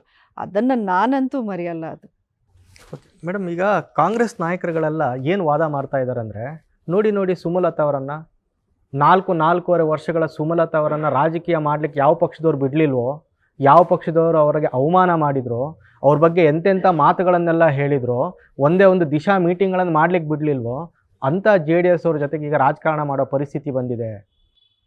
ಹೌದಾ? ಹಂಗಿದ್ರೆ ಸ್ವಲ್ಪ ರಿವೈಂಡ್ ಮಾಡಿಕೊಂಡು ಕಾಂಗ್ರೆಸ್ ಲೀಡರ್ಶಿಪ್ಪೂ ಕೇಳಬೇಕು ಈ ಪ್ರಶ್ನೆನ. 2018 ಅಸೆಂಬ್ಲಿ ಎಲೆಕ್ಷನ್ ಕ್ಯಾಂಪೇನಿಂಗ್ ನಡೀತಿರಬೇಕಾದ್ರೆ ಯಾರ ಬಗ್ಗೆ ಎಂತೆಂಥ ಹೇಳಿಕೆಗಳು ಕೊಟ್ಕೊಂಡು ಬಂದರು ಅನ್ನೋದು ಸ್ವಲ್ಪ ರಿವೈಂಡ್ ಮಾಡಿ ನಿಮ್ಮ ಮಾಧ್ಯಮಗಳಲ್ಲೇ ಸಿಗುತ್ತೆ ಆ ವಿಡಿಯೋಸು. ಒಬ್ಬರ ಬಗ್ಗೆ ಒಬ್ಬರು ಮಾತಾಡಿರೋ ಮಾತುಗಳು ಒಂದೊಂದಲ್ಲ, ಎರಡೆರಡಲ್ಲ, ಪ್ರತಿ ಕಡೆ ಹೋದ ಕಡೆ ಎಲ್ಲ ಒಬ್ರಿಗೊಬ್ರು ಬೈಕೊಂಡು ಅತೀ ಒಂಥರ ಅನ್ಪಾರ್ಲಿಮೆಂಟ್ರಿ ವರ್ಡ್ಸ್ನ ಬಳಸಿ ಬೈಕೊಂಡು ಬಂದರು. ಆಮೇಲೆ ಎಲೆಕ್ಷನ್ ಮುಗೀತು, ಯಾರಿಗೂ ಮೆಜಾರಿಟಿ ಬಂದಿಲ್ಲ. ಇವರಿಬ್ಬರು ಒಂದಾದರು, ನಾವು ಜೋಡೆತ್ತುಗಳು, ನಾವು ಅಲಯನ್ಸು, ನಮ್ಮದೇ ಮಿತ್ರ ಪಕ್ಷ ಅಂತ ಆಗಿಲ್ವಾ? ಆವಾಗ ಅವ್ರನ್ನ ಯಾಕೆ ಈ ಪ್ರಶ್ನೆ ಅವ್ರು ಕೇಳ್ಕೊಂಡಿಲ್ಲ? They have no right to say this to me now. ಅವ್ರಿಗೆ ಆ ನೈತಿಕತೆನೇ ಇಲ್ಲ ಈ ಒಂದು ಪ್ರಶ್ನೆನ ಇವಾಗ ಇಡೋಕ್ಕೆ. ಫಸ್ಟ್ ಆ 2018 ಆದಮೇಲೆ ಅವ್ರು ಯಾಕೆ ಆ ರೀತಿ ಮೈತ್ರಿ ಮಾಡಿಕೊಂಡ್ರು, ಅಷ್ಟೊಂದು ಬೈದಾಡಿಕೊಂಡು ಅನ್ನೋದನ್ನು ಫಸ್ಟ್ ಅವ್ರು ಆನ್ಸರ್ ಮಾಡಲಿ, ಆಮೇಲೆ ನಾನು ಇದನ್ನು ಆನ್ಸರ್ ಮಾಡ್ತೀನಿ. ಅಂದರೆ ಇಟ್ ಮೀನ್ ದಟ್ ರಾಜಕಾರಣದಲ್ಲಿ ಯಾರು ಪರ್ಮನೆಂಟ್ ಶತ್ರುಗಳು ಇಲ್ಲ, ಯಾರು ಮಿತ್ರರು ಇಲ್ಲ. ನೋಡಿ, ಅದಕ್ಕೂ ಇದಕ್ಕೂ ಡಿಫ್ರೆನ್ಸ್ ಇದೆ. ಮೈತ್ರಿ ಮಾಡ್ಕೊಂಡಿರೋದು ಆ ಎರಡು ಪಕ್ಷಗಳು. ಈಗಲೂ ನಾನಲ್ಲ ಮೈತ್ರಿ ಮಾಡಿದ್ದು, ಎರಡು ಪಕ್ಷಗಳ ಲೀಡರ್ಸು ಸೇರಿ ಇದರಲ್ಲಿ ನನ್ನ ಪ್ರಮೇಯ ಏನು ಬರೋದಿಲ್ಲ. ನಾನು ಪಾರ್ಟ್ ಆಫ್ NDA ಆಗ್ತೀನಿ ಹೊರತು ನಾನೇನು ಹೋಗಿ ನನ್ನ ಬೈದಿರೋ ಪಕ್ಷಕ್ಕೋ ಅಥವಾ ನಾನು ಅಗೇನ್ಸ್ಟ್ ಇರೋ ಪಕ್ಷಕ್ಕೋ ನಾನು ಸೇರಿಕೊಂಡಿಲ್ಲ. I am part of NDA. ನಾನು BJP ಪಕ್ಷ ಡೈರೆಕ್ಷನ್ ಯಾವ ರೀತಿ ಕೊಡುತ್ತೋ ಅದನ್ನು ನಡ್ಕೊಳ್ಳೋಕ್ಕೆ ನನಗೆ ಯಾವುದೇ ಒಂದು ಅಭ್ಯಂತರ ಇಲ್ಲ. ಬಟ್ ಅದಕ್ಕೂ ಇದಕ್ಕೂ ಹೋಲಿಕೆ ಇಲ್ಲ. ನೀವು ಈ ರೀತಿ ನಡ್ಕೊಂಡು ಎಲ್ಲ ಮರೆತು ಎಲ್ಲವನ್ನೂ ಬಿಟ್ಟು ನೀವು ಒಂದಾಗಿದ್ರಿ ಆ ಟೈಮಲ್ಲಿ. ಸೊ ಕಾಂಗ್ರೆಸ್ ಅವರು ಈ ಪ್ರಶ್ನೆನ ಫಸ್ಟ್ ಅವರೇ ಕೇಳ್ಕೋಬೇಕು, ಆಮೇಲೆ ನನ್ನ ಬಗ್ಗೆ ಮಾತಾಡಲಿ ಅವರು. ಮೇಡಮ್, ಮೈತ್ರಿ ಚಟುವಟಿಕೆ ಪ್ರಾರಂಭ ಆದಮೇಲೆ ಸುಮಲತಾ ಮತ್ತು ಮಾಜಿ ಮುಖ್ಯಮಂತ್ರಿ HD ಕುಮಾರಸ್ವಾಮಿ ಅವ್ರ ಮಧ್ಯೆ ಕದನ ವಿರಾಮ ಘೋಷಣೆಯಾಗಿದೆ ಅಂತ ಈ ಥರದ್ದು ಒಂದು ವ್ಯಾಖ್ಯಾನ ಇದೆ. ನಿಜಾನ? ಈ ಹಿಂದೆ ತಾವು ಕೊಡುವ ಸ್ಟೇಟ್ಮೆಂಟು, ಅದಕ್ಕೆ ಅವ್ರು ಕೊಡುವಂಥ ಕೌಂಟರ್ ಸ್ಟೇಟ್ಮೆಂಟ್, ಆ ಕೌಂಟರ್ ಸ್ಟೇಟ್ಮೆಂಟ್ಗೆ ನೀವು ಕೊಡೋ ಸ್ಟೇಟ್ಮೆಂಟ್ಗಳೆಲ್ಲ ಭಾಳ ತಾರಕಕ್ಕೆ ಹೋದ ದಿನಗಳು ಸಹ ಇದ್ವು. ಈಗ ಕದನ ವಿರಾಮ ಘೋಷಣೆ ಆಗಿದೆಯಾ, ಅಥವಾ ಈ ಮೈತ್ರಿ ಧರ್ಮ ಪಾಲನೆ ಮಾಡಬೇಕು ಅಂತ ಹೇಳುವಂಥ ಕಾರಣಕ್ಕಾಗಿ ಎರಡೂ ಸೈಡಲ್ಲೂ? ನೋಡಿ, ಖಂಡಿತ ಆ ಟೈಮಲ್ಲಿ ಒಂದಷ್ಟು ಮಾತುಗಳು ಬಂತು. ಅದಾಗಬಾರ್ದಾಗಿತ್ತು. It's unfortunate. ಬಟ್ ಅದನ್ನು ಏನು ದೊಡ್ಡ ಕದನ ಅಂತ ನಾನು ಅಂದ್ಕೊಂಡಿಲ್ಲ. ಅದನ್ನೇ ಇಟ್ಕೊಂಡು ಮೈಂಡಲ್ಲಿ ನಾನೇನು ಮುಂದುವರೆದಿಲ್ಲ. ನನ್ನ ಪಾಡಿಗೆ ನನ್ನ ಕೆಲಸ ನಾನು ಮಾಡ್ಕೊಳ್ತಿದ್ದೆ. ಇನ್ಫ್ಯಾಕ್ಟ್ ಈವನ್ ಲಾಸ್ಟ್ ಎಲೆಕ್ಷನ್ ಟೈಮಲ್ಲಿ BJP ಆ್ಯಂಡ್ JDS ನಡುವೆನೂ ಒಂದಷ್ಟು ಮಾತುಗಳು ಆಯಿತು. ನೀವು ನೋಡೋದಾದರೆ ಅದು ಎಲೆಕ್ಷನ್ ಅಂತ ಬಂದಾಗ ಒಬ್ರಿಗೊಬ್ರು ಮಾತಾಡ್ಕೊಳ್ಳೋದು ಆಗೋದು ನಮ್ಮ ದೇಶದಲ್ಲಿ ಇದು ಸಾಮಾನ್ಯವಾಗಿ ನಡೀತಾನೆ ಇರುತ್ತೆ. ಸೊ ಹಾಗಾಗಿ ಒಂದು ದೊಡ್ಡ ಅದೇನೋ ಕಾರ್ಗಿಲ್ ವಾರೋ ಅಥವಾ ಸೆಕೆಂಡ್ ವರ್ಲ್ಡ್ ವಾರೋ ಆಗಿದ್ದಲ್ಲ. ಖಂಡಿತ ನಮ್ಮ ಉದ್ದೇಶ ಒಂದು ಫೋಕಸ್ ಇಟ್ಕೊಂಡು ಹೋಗಬೇಕು. BJP ಅತಿ ಹೆಚ್ಚಿನ ಒಂದು ಸೀಟ್ಗಳನ್ನು ಗೆಲ್ಲಬೇಕು, ಬರೀ ಕರ್ನಾಟಕದಲ್ಲಲ್ಲ ಇಡೀ ದೇಶದಲ್ಲಿ. ಸೊ ಆ ಒಂದು ಗೋಲು ನಮ್ಮೆಲ್ರಿಗೂ ಇದೆ. ಆ ಟಾರ್ಗೆಟ್ ನಾವು ರೀಚ್ ಆಗಬೇಕು ಅನ್ನೋಂಥ ಆಸೆ ಇದೆ, ಕನಸಿದೆ. ಸೊ ಅದನ್ನು ಯಾವ ರೀತಿ ನಾವೆಲ್ಲರೂ ಕೋಆಪ್ರೇಟ್ ಮಾಡೋದು ಅನ್ನೋಂಥ ಯೋಚನೆ ಎಲ್ರಿಗೂ ಇದೆ ಅಷ್ಟೇ. ಮೇಡಮ್, ರಾಜಕಾರಣದಲ್ಲಿ ಒಂದು ಮಾತಿದೆ, more strong more enemy, less strong less enemy, no strong no enemy ಅಂತ. It seems that you are more strong more enemy ಅಂತ ಅನಿಸಿದೆಯಾ ನಿಮ್ಗೆ ಯಾವತ್ತಾದರೂ? ಖಂಡಿತ ಅನಿಸಿದೆ. ಒಂದು ವಿಚಾರಕ್ಕಲ್ಲ, ಬರೀ ನಾನು ರಾಜಕಾರಣದ ಪಕ್ಷಗಳು ಅಂತ ಅಲ್ಲ, ಎಲ್ಲೆಲ್ಲಿ ಎಸ್ಪೆಷಲಿ ಒಬ್ಬ ಮಹಿಳೆ ಸ್ಟ್ರಾಂಗ್ ಆಗಿ ಧ್ವನಿ ಎತ್ತುತ್ತಾರೋ ಅಲ್ಲೆಲ್ಲ ಅವ್ರನ್ನ ಸ್ವಲ್ಪ ತುಳಿಯೋಕ್ಕೆ ನೋಡೋರು ತುಂಬ ಜನ ಇರ್ತಾರೆ. ಈಗ ನಾನೊಂದು ಅಕ್ರಮ ಗಣಿಗಾರಿಕೆ ವಿರುದ್ಧ ಒಂದು ವಾಯ್ಸ್ ಎತ್ತಿದಾಗ ಅಷ್ಟು ಜನ ನನ್ನ ಮೇಲೆ ಇದನ್ನು ಏನಕ್ಕೆ ಮಾಡಿದ್ರು, ಅಟ್ಯಾಕ್ ಮಾಡಿದ್ರು. ಬಿಕಾಸ್ ಅದರಿಂದ ಅವ್ರಿಗೇನೇನು ನಷ್ಟ ಆಗ್ತಿತ್ತು, ಅಥವಾ ಒಂದು ಮಹಿಳೆ ಎಷ್ಟು ಧೈರ್ಯ ನಮ್ಮ ಬಗ್ಗೆ ಈ ರೀತಿ ಮಾತಾಡೋಕ್ಕೆ ಅನ್ನೋಂಥ ವಿಚಾರ ಇರ್ಬೋದು. ಇವೆಲ್ಲ because I am staying strong, ಅವ್ರಿಗೆ ಅದೊಂದಷ್ಟು ಇನ್ಸೆಕ್ಯೂರ್ ಫೀಲಿಂಗ್ ಬಂದ್ಬಿಡುತ್ತೆ ಕೆಲವ್ರಿಗೆ. ಅಲ್ಲೀಗ ಹೊಸ ಫೋರ್ಸ್ ಎಮರ್ಜ್ ಆಗಲಿಕ್ಕೆ ಬಿಡೋದಿಲ್ಲ ರಾಜಕಾರಣದಲ್ಲಿ. ಅದರಲ್ಲಿ ತಾವು ಮಂಡ್ಯದಲ್ಲಿ ಈಗ ಹೊಸ ಫೋರ್ಸ್ ಈಗ ತಾವು. ಬಟ್ ಮೈತ್ರಿ ಧರ್ಮ ಪಾಲನೆ ತಮಗೆ ಎಷ್ಟರ ಮಟ್ಟಿಗೆ ಸೇಫ್ಟಿ ಇದೆ ಅದರಲ್ಲಿ ಅಂತ ಮಂಡ್ಯದಲ್ಲಿ? ತಾವೀಗ ಹೊಸ ಫೋರ್ಸ್ ಆಗಿರೋದ್ರಿಂದ ಎಷ್ಟರ ಮಟ್ಟಿಗೆ ತಾವು ನಂಬ್ತೀರಿ ಮೈತ್ರಿ ಧರ್ಮ ಪಾಲನೆ ಮಾಡೋದ್ರ ಬಗ್ಗೆ? ಅಲ್ಲ, ಮೈತ್ರಿ ಧರ್ಮ ಪಾಲನೆ ಅನ್ನೋದು 100/100 ಆಗತ್ತೆ ಅಂತ ಅಂದ್ಕೊಂಡ್ರೆ ಅದು ಎಲ್ಲರೂ ಅದು ಫೂಲಿಶ್ ನೋಷನ್ ಆಗುತ್ತೆ. ಬಟ್ ಖಂಡಿತ ಒಂದಷ್ಟು ಲೆಕ್ಕಾಚಾರಗಳನ್ನು ನೋಡಿದ್ರೆ ಅಲ್ಲಿ ಬಿಗ್ಗೆಸ್ಟ್ ರೈವಲ್ರಿ ಇರೋದು ಕಾಂಗ್ರೆಸ್ ವರ್ಸಸ್ JDS. ಈಗ ಸೀಟ್ ಅಂತ ಅನೌನ್ಸ್ ಆದಮೇಲೆ it will be a direct fight. ಈಗ ನೀವು ನೋಡೋದಾದರೆ it will not be Sumalatha versus JDS versus Congress ಆಗೋದಿಲ್ಲ. It will be either NDA versus Congress ಅಂತ ಆಗುತ್ತೆ. ಆವಾಗ ಖಂಡಿತ ಈ ಕಡೆ ಆ ಕಡೆ ಒಂದು ಡ್ರಾಸ್ಟಿಕ್ ಚೇಂಜಸ್ ಖಂಡಿತ ಆಗತ್ತೆ. ಆ ನಿಟ್ಟಿನಲ್ಲಿ ಒಂದು ವರ್ಗ ಕಾಂಗ್ರೆಸ್ಸಿಂದನೂ ನನ್ನ ಪರ ನಿಲ್ತಾರೆ. ಸುಮಲತಾ ನಿಂತರೆ ಕಾಂಗ್ರೆಸ್ಸಿನ ಒಂದು ಭಾಗ ನನ್ನ ಪರ ನಿಲ್ತಾರೆ, BJP ಪರ ನಿಲ್ತಾರೆ. ಮ್ಯಾಮ್, ಈಗ 5 ವರ್ಷ ತಾವು MP ಆಗಿದ್ದು, whatever assurance you have given to Mandya people ಅದು ಫುಲ್ಫಿಲ್ ಮಾಡಿದ್ದೀರಾ, ಅಥವಾ ಇಂಥದ್ದು ಏನಾದರೂ ಮಾಡ್ಲಿಕ್ಕೆ ಆಗಲಿಲ್ಲ ಅಂತ ಹೇಳೋದಂತ ಏನಾದರೂ ಕೊರಗಿದೆಯಾ? ನಾನು ನನ್ನ ಎಲೆಕ್ಷನ್ ಟೈಮಲ್ಲಿ ನನ್ನಿಂದ 2-3 ವಿಚಾರಗಳೇ ಜನ ಅಪೇಕ್ಷೆ ಪಟ್ಟಿದ್ದು. ಫಸ್ಟ್ ಆಫ್ ಆಲ್, ಅಂಬರೀಷ್ ಅವ್ರ ಸ್ಥಾನದಲ್ಲಿ ನೀವು ನಿಂತ್ಕೋಬೇಕು, ಮಂಡ್ಯ ಬಿಡಬಾರ್ದು ಅನ್ನೋದು ಮೊದಲನೇದಿತ್ತು. ಆ ಟೈಮಲ್ಲಿ ನನಗೆ ಅದಕ್ಕಿಂತ ಗೊತ್ತೂ ಇರಲಿಲ್ಲ. ಸೊ ಹಾಗಾಗಿ ನೀವು ಯಾವುದೇ ನನ್ನ ಎಲೆಕ್ಷನ್ ಕ್ಯಾಂಪೇನ್ ಸ್ಪೀಚಸಲ್ಲಿ ನೋಡಿದ್ರೆ ನಾನೇನೋ ಇಲ್ಲಿ ಸೂರ್ಯ ಚಂದ್ರ ತಂದು ಇಲ್ಲಿ ಇಟ್ಬಿಡ್ತೀನಿ, ಮಂಡ್ಯನ ಸಿಂಗಪೂರ್ ಮಾಡ್ತೀನಿ ಅಂತ ಆ ರೀತಿಯ ಮಾತುಗಳು ನಾನು ಯಾವತ್ತೂ ಆ ರೀತಿ ಸುಳ್ಳು ಭರವಸೆಗಳನ್ನ ಕೊಡಲ್ಲ. ಇರೋ ಪರಿಸ್ಥಿತಿನ ನಾವು ಚೇಂಜ್ ಮಾಡಬೇಕು, ಒಂದು ಒಳ್ಳೆಯ ಒಂದು ಅಭಿವೃದ್ಧಿನ ಮಂಡ್ಯದಲ್ಲೂ ಮಾಡಬೇಕು ಅನ್ನೋ ಒಂದು ಆಸೆ. ಖಂಡಿತ ಮೈ ಶುಗರ್ ಫ್ಯಾಕ್ಟ್ರಿ ಓಪನ್ ಮಾಡಿಸಿದ್ದು, ಪಂಡಪುರ ಸಕ್ಕರೆ ಕಾರ್ಖಾನೆ ಓಪನ್ ಮಾಡಿದ್ದು, ಅಥವಾ ಅಕ್ರಮ ಗಣಿಗಾರಿಕೆಯ ವಿರುದ್ಧ ಧ್ವನಿ ಎತ್ತಿ ಅದನ್ನು ಸಫಲವಾಗಿ ನಾನು ಇವಾಗ ಹೈಕೋರ್ಟೂ ಆ ಆದೇಶನ ಎತ್ತಿ ಹಿಡಿದಿದೆ ಅಂದರೆ ಅದು ನನ್ನ ಹೋರಾಟದ ಒಂದು ಫಲ. ಅಷ್ಟೇ ಅಲ್ಲ, ಹಲವಾರು ನಾನು ಇಂಡಿಪೆಂಡೆಂಟ್ ಅಭ್ಯರ್ಥಿ ಆಗಿದ್ದರು, ಹೊಸ MP ಆಗಿದ್ರು ನಾನು ನನ್ನ ಅನುದಾನವನ್ನು ಬಳಸೋದ್ರಲ್ಲಿ ಇಡೀ ರಾಜ್ಯದಲ್ಲಿ ಫಸ್ಟ್ ಇಯರಲ್ಲೇ ನಂಬರ್ 2 ಸ್ಥಾನದಲ್ಲಿದ್ದೆ. ದಿಶಾ ಸಭೆಗಳಲ್ಲಿ ಇವತ್ತು 5 ವರ್ಷಗಳ ನಂತರವೂ ಫಸ್ಟ್ ಸ್ಥಾನದಲ್ಲಿ ನಾನೇ ಇದ್ದೀನಿ. ಅಂದರೆ ಆ ಸಭೆಗಳು ನಡೆಸೋದ್ರ ಮೂಲಕ ಅಷ್ಟೂ ಕೇಂದ್ರ ಸರ್ಕಾರದ ಅನುದಾನವನ್ನು ಯಾವ ರೀತಿ ಇಂಪ್ಲಿಮೆಂಟ್ ಮಾಡಿಸಿದ್ದೀನಿ. ಕೇಂದ್ರೀಯ ವಿದ್ಯಾಲಯ ಬಿಲ್ಡಿಂಗ್ಗೆ ಸ್ಪೆಷಲ್ ಅನುದಾನ ತಂದು ಅದನ್ನು ಫುಲ್ಲಿ ಈಗ ಹೊಸ ಕಟ್ಟಡವನ್ನು ಮಾಡ್ತಾಯಿದ್ವಿ. ಮಂಡ್ಯದಲ್ಲಿ ರೈಲ್ವೆ ಅಂಡರ್ ಬ್ರಿಡ್ಜ್ ಇರ್ಬೋದು, NHA ವಿಚಾರದಲ್ಲಿ ಹಲವಾರು ಅಂಡರ್ ಪಾಸ್ಗಳು, ಎಕ್ಸಿಟ್ ಎಂಟ್ರಿಗಳು, ಬೇರೆ ಬೇರೆ ರೀತಿಯ ಪ್ರವಾಹ ಬಂದಾಗ ಆಗಿರೋ ಸಮಸ್ಯೆಗಳನ್ನ ಬಗೆಹರಿಸಿದ್ದಿರ್ಬೋದು, ರೋಡ್ಗಳನ್ನ ಮಾಡಿಸಿರ್ಬೋದು, ಸಮುದಾಯ ಭವನಗಳು, ಬಸ್ಸು ತಂಗುದಾಣಗಳು, ನೀರಿನ ಘಟಕಗಳು, ಈ ರೀತಿ ಮಾಡ್ಕೊಂಡು ಹೋದರೆ ಖಂಡಿತ ಅವ್ರು ಕೇಳಿದಕ್ಕಿಂತ ನಾನು ಒಂದು ಸ್ಟೆಪ್ಪು ಅಲ್ಲ, ಬಟ್ ಇನ್ನ ಜಾಸ್ತಿ ಕಾಂಗ್ರೆಸ್ನವ್ರು ಏನ್ ಹಾಕಿ ಹೇಳ್ತಾರೆ, ಹ್ಮ್. ಸಕ್ಕರೆ ಕಾರ್ಖಾನೆ ಅನೌನ್ಸ್ಮೆಂಟ್ ಆಗಲಿ ಅಥವಾ ಪುನಶ್ಚೇತನಗಳಾಗಲಿ ಅದು ನಾವು ಮಾಡ್ತಾ ಇರೋದು. KRS ಅಲ್ಲಿ ಅದೇನೋ ಹೈಟೆಕ್ ಬೃಂದಾವನ ನಾವು ಮಾಡ್ತಾ ಇರೋದು. ಅದೇನೋ ನಾಲೆಗಳಿಗೆ 2,000 ಕೋಟಿ ನಾವು ಕೊಡ್ತಾ ಇರೋದು. ಸುಮಲತಾ ಅವರಿಗೆ ಅಮಿತ್ ಶಾ 1 to 1 ಇದ್ದಾರೆ, ಮೋದಿ ಅವರು 1 to 1 ಇದ್ದಾರೆ.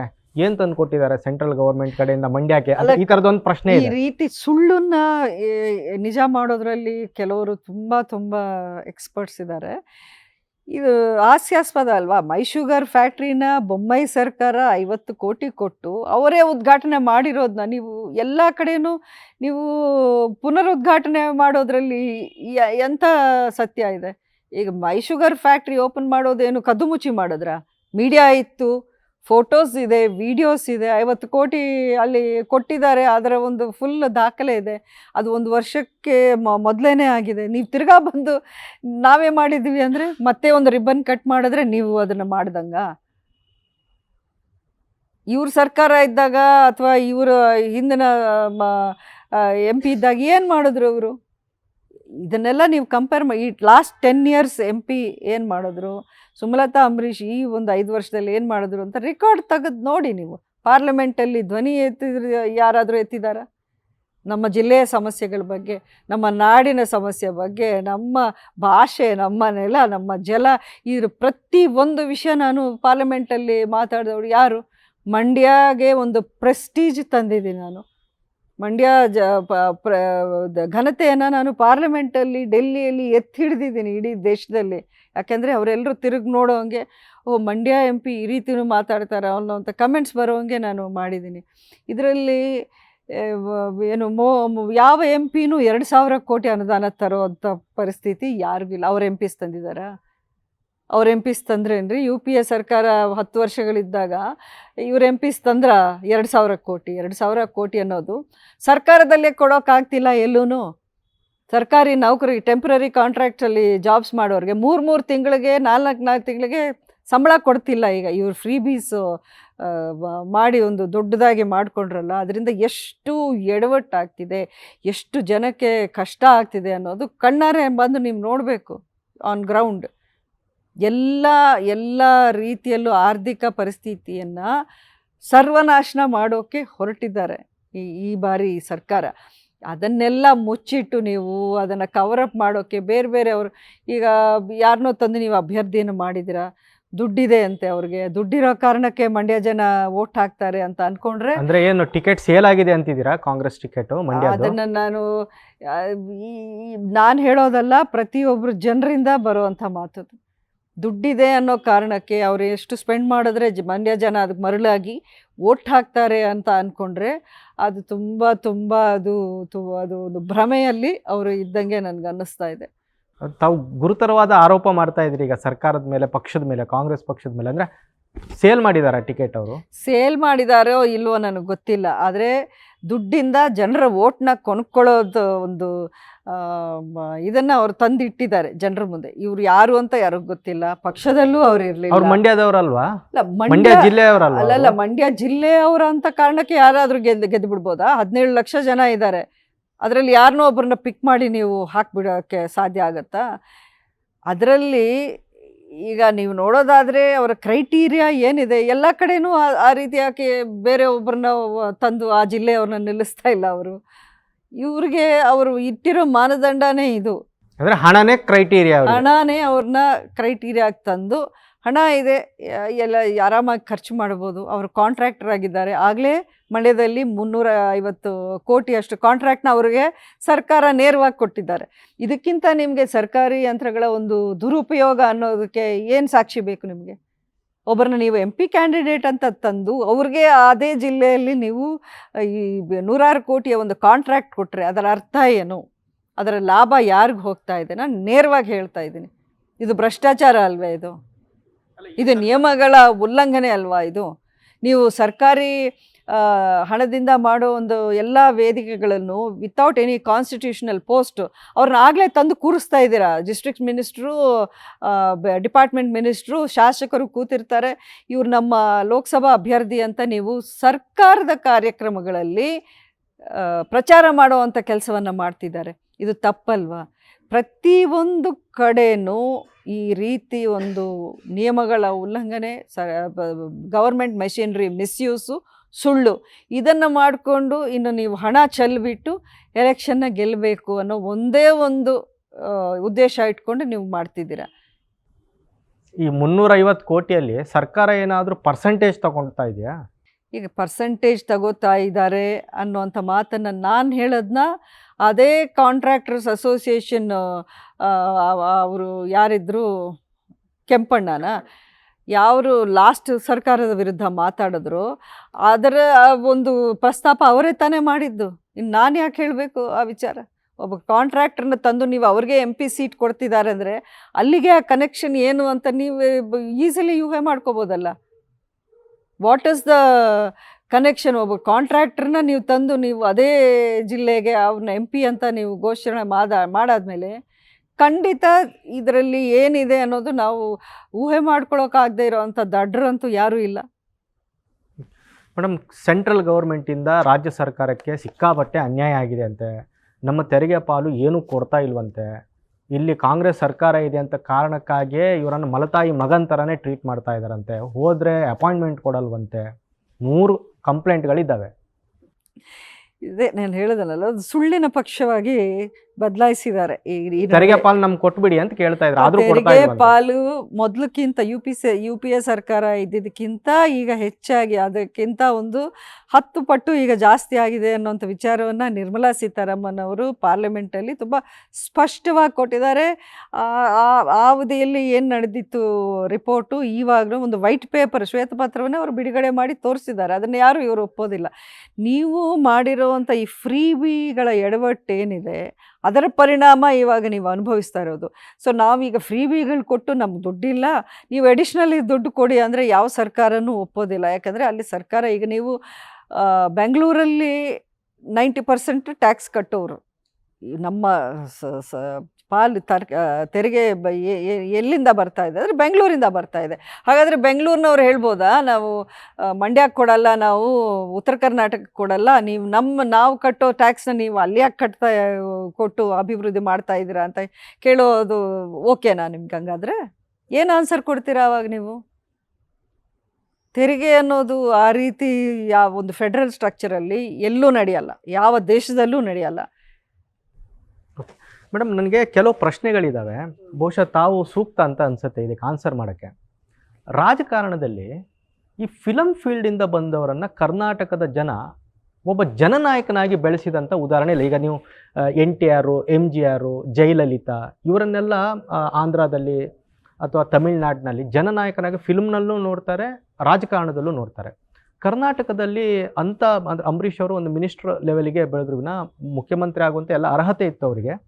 ಆದರೆ ಜನ ಆ ಥರದ ಒಂದು ಸಪೋರ್ಟ್ ಅವರಿಗೆ ಸಿಕ್ಕಲಿಲ್ಲ. ಅಥವಾ ಕರ್ನಾಟಕದಲ್ಲಿ ಇದ್ದಂತಹ ಫಿಲಮ್ ಸ್ಟಾರ್ಸ್ಗಳೇ ಆ ಮಟ್ಟಕ್ಕೆ ಹೋಗ್ಲಿಕ್ಕೆ ಆಗಲಿಲ್ವೋ, ಅಥವಾ ಜನ ಅವರನ್ನು ಎಕ್ಸೆಪ್ಟ್ ಮಾಡ್ಕೊಳ್ಳಲ್ವೋ, ಏನು ಕಾರಣ ಇರ್ಬೋದು? ತಾವು ಫಿಲಮ್ ಫೀಲ್ಡಿಂದಲೇ ಇದ್ದವರು, ತಾವು ರಾಜಕಾರಣವನ್ನು ಮಾಡ್ತಿದ್ರಿ.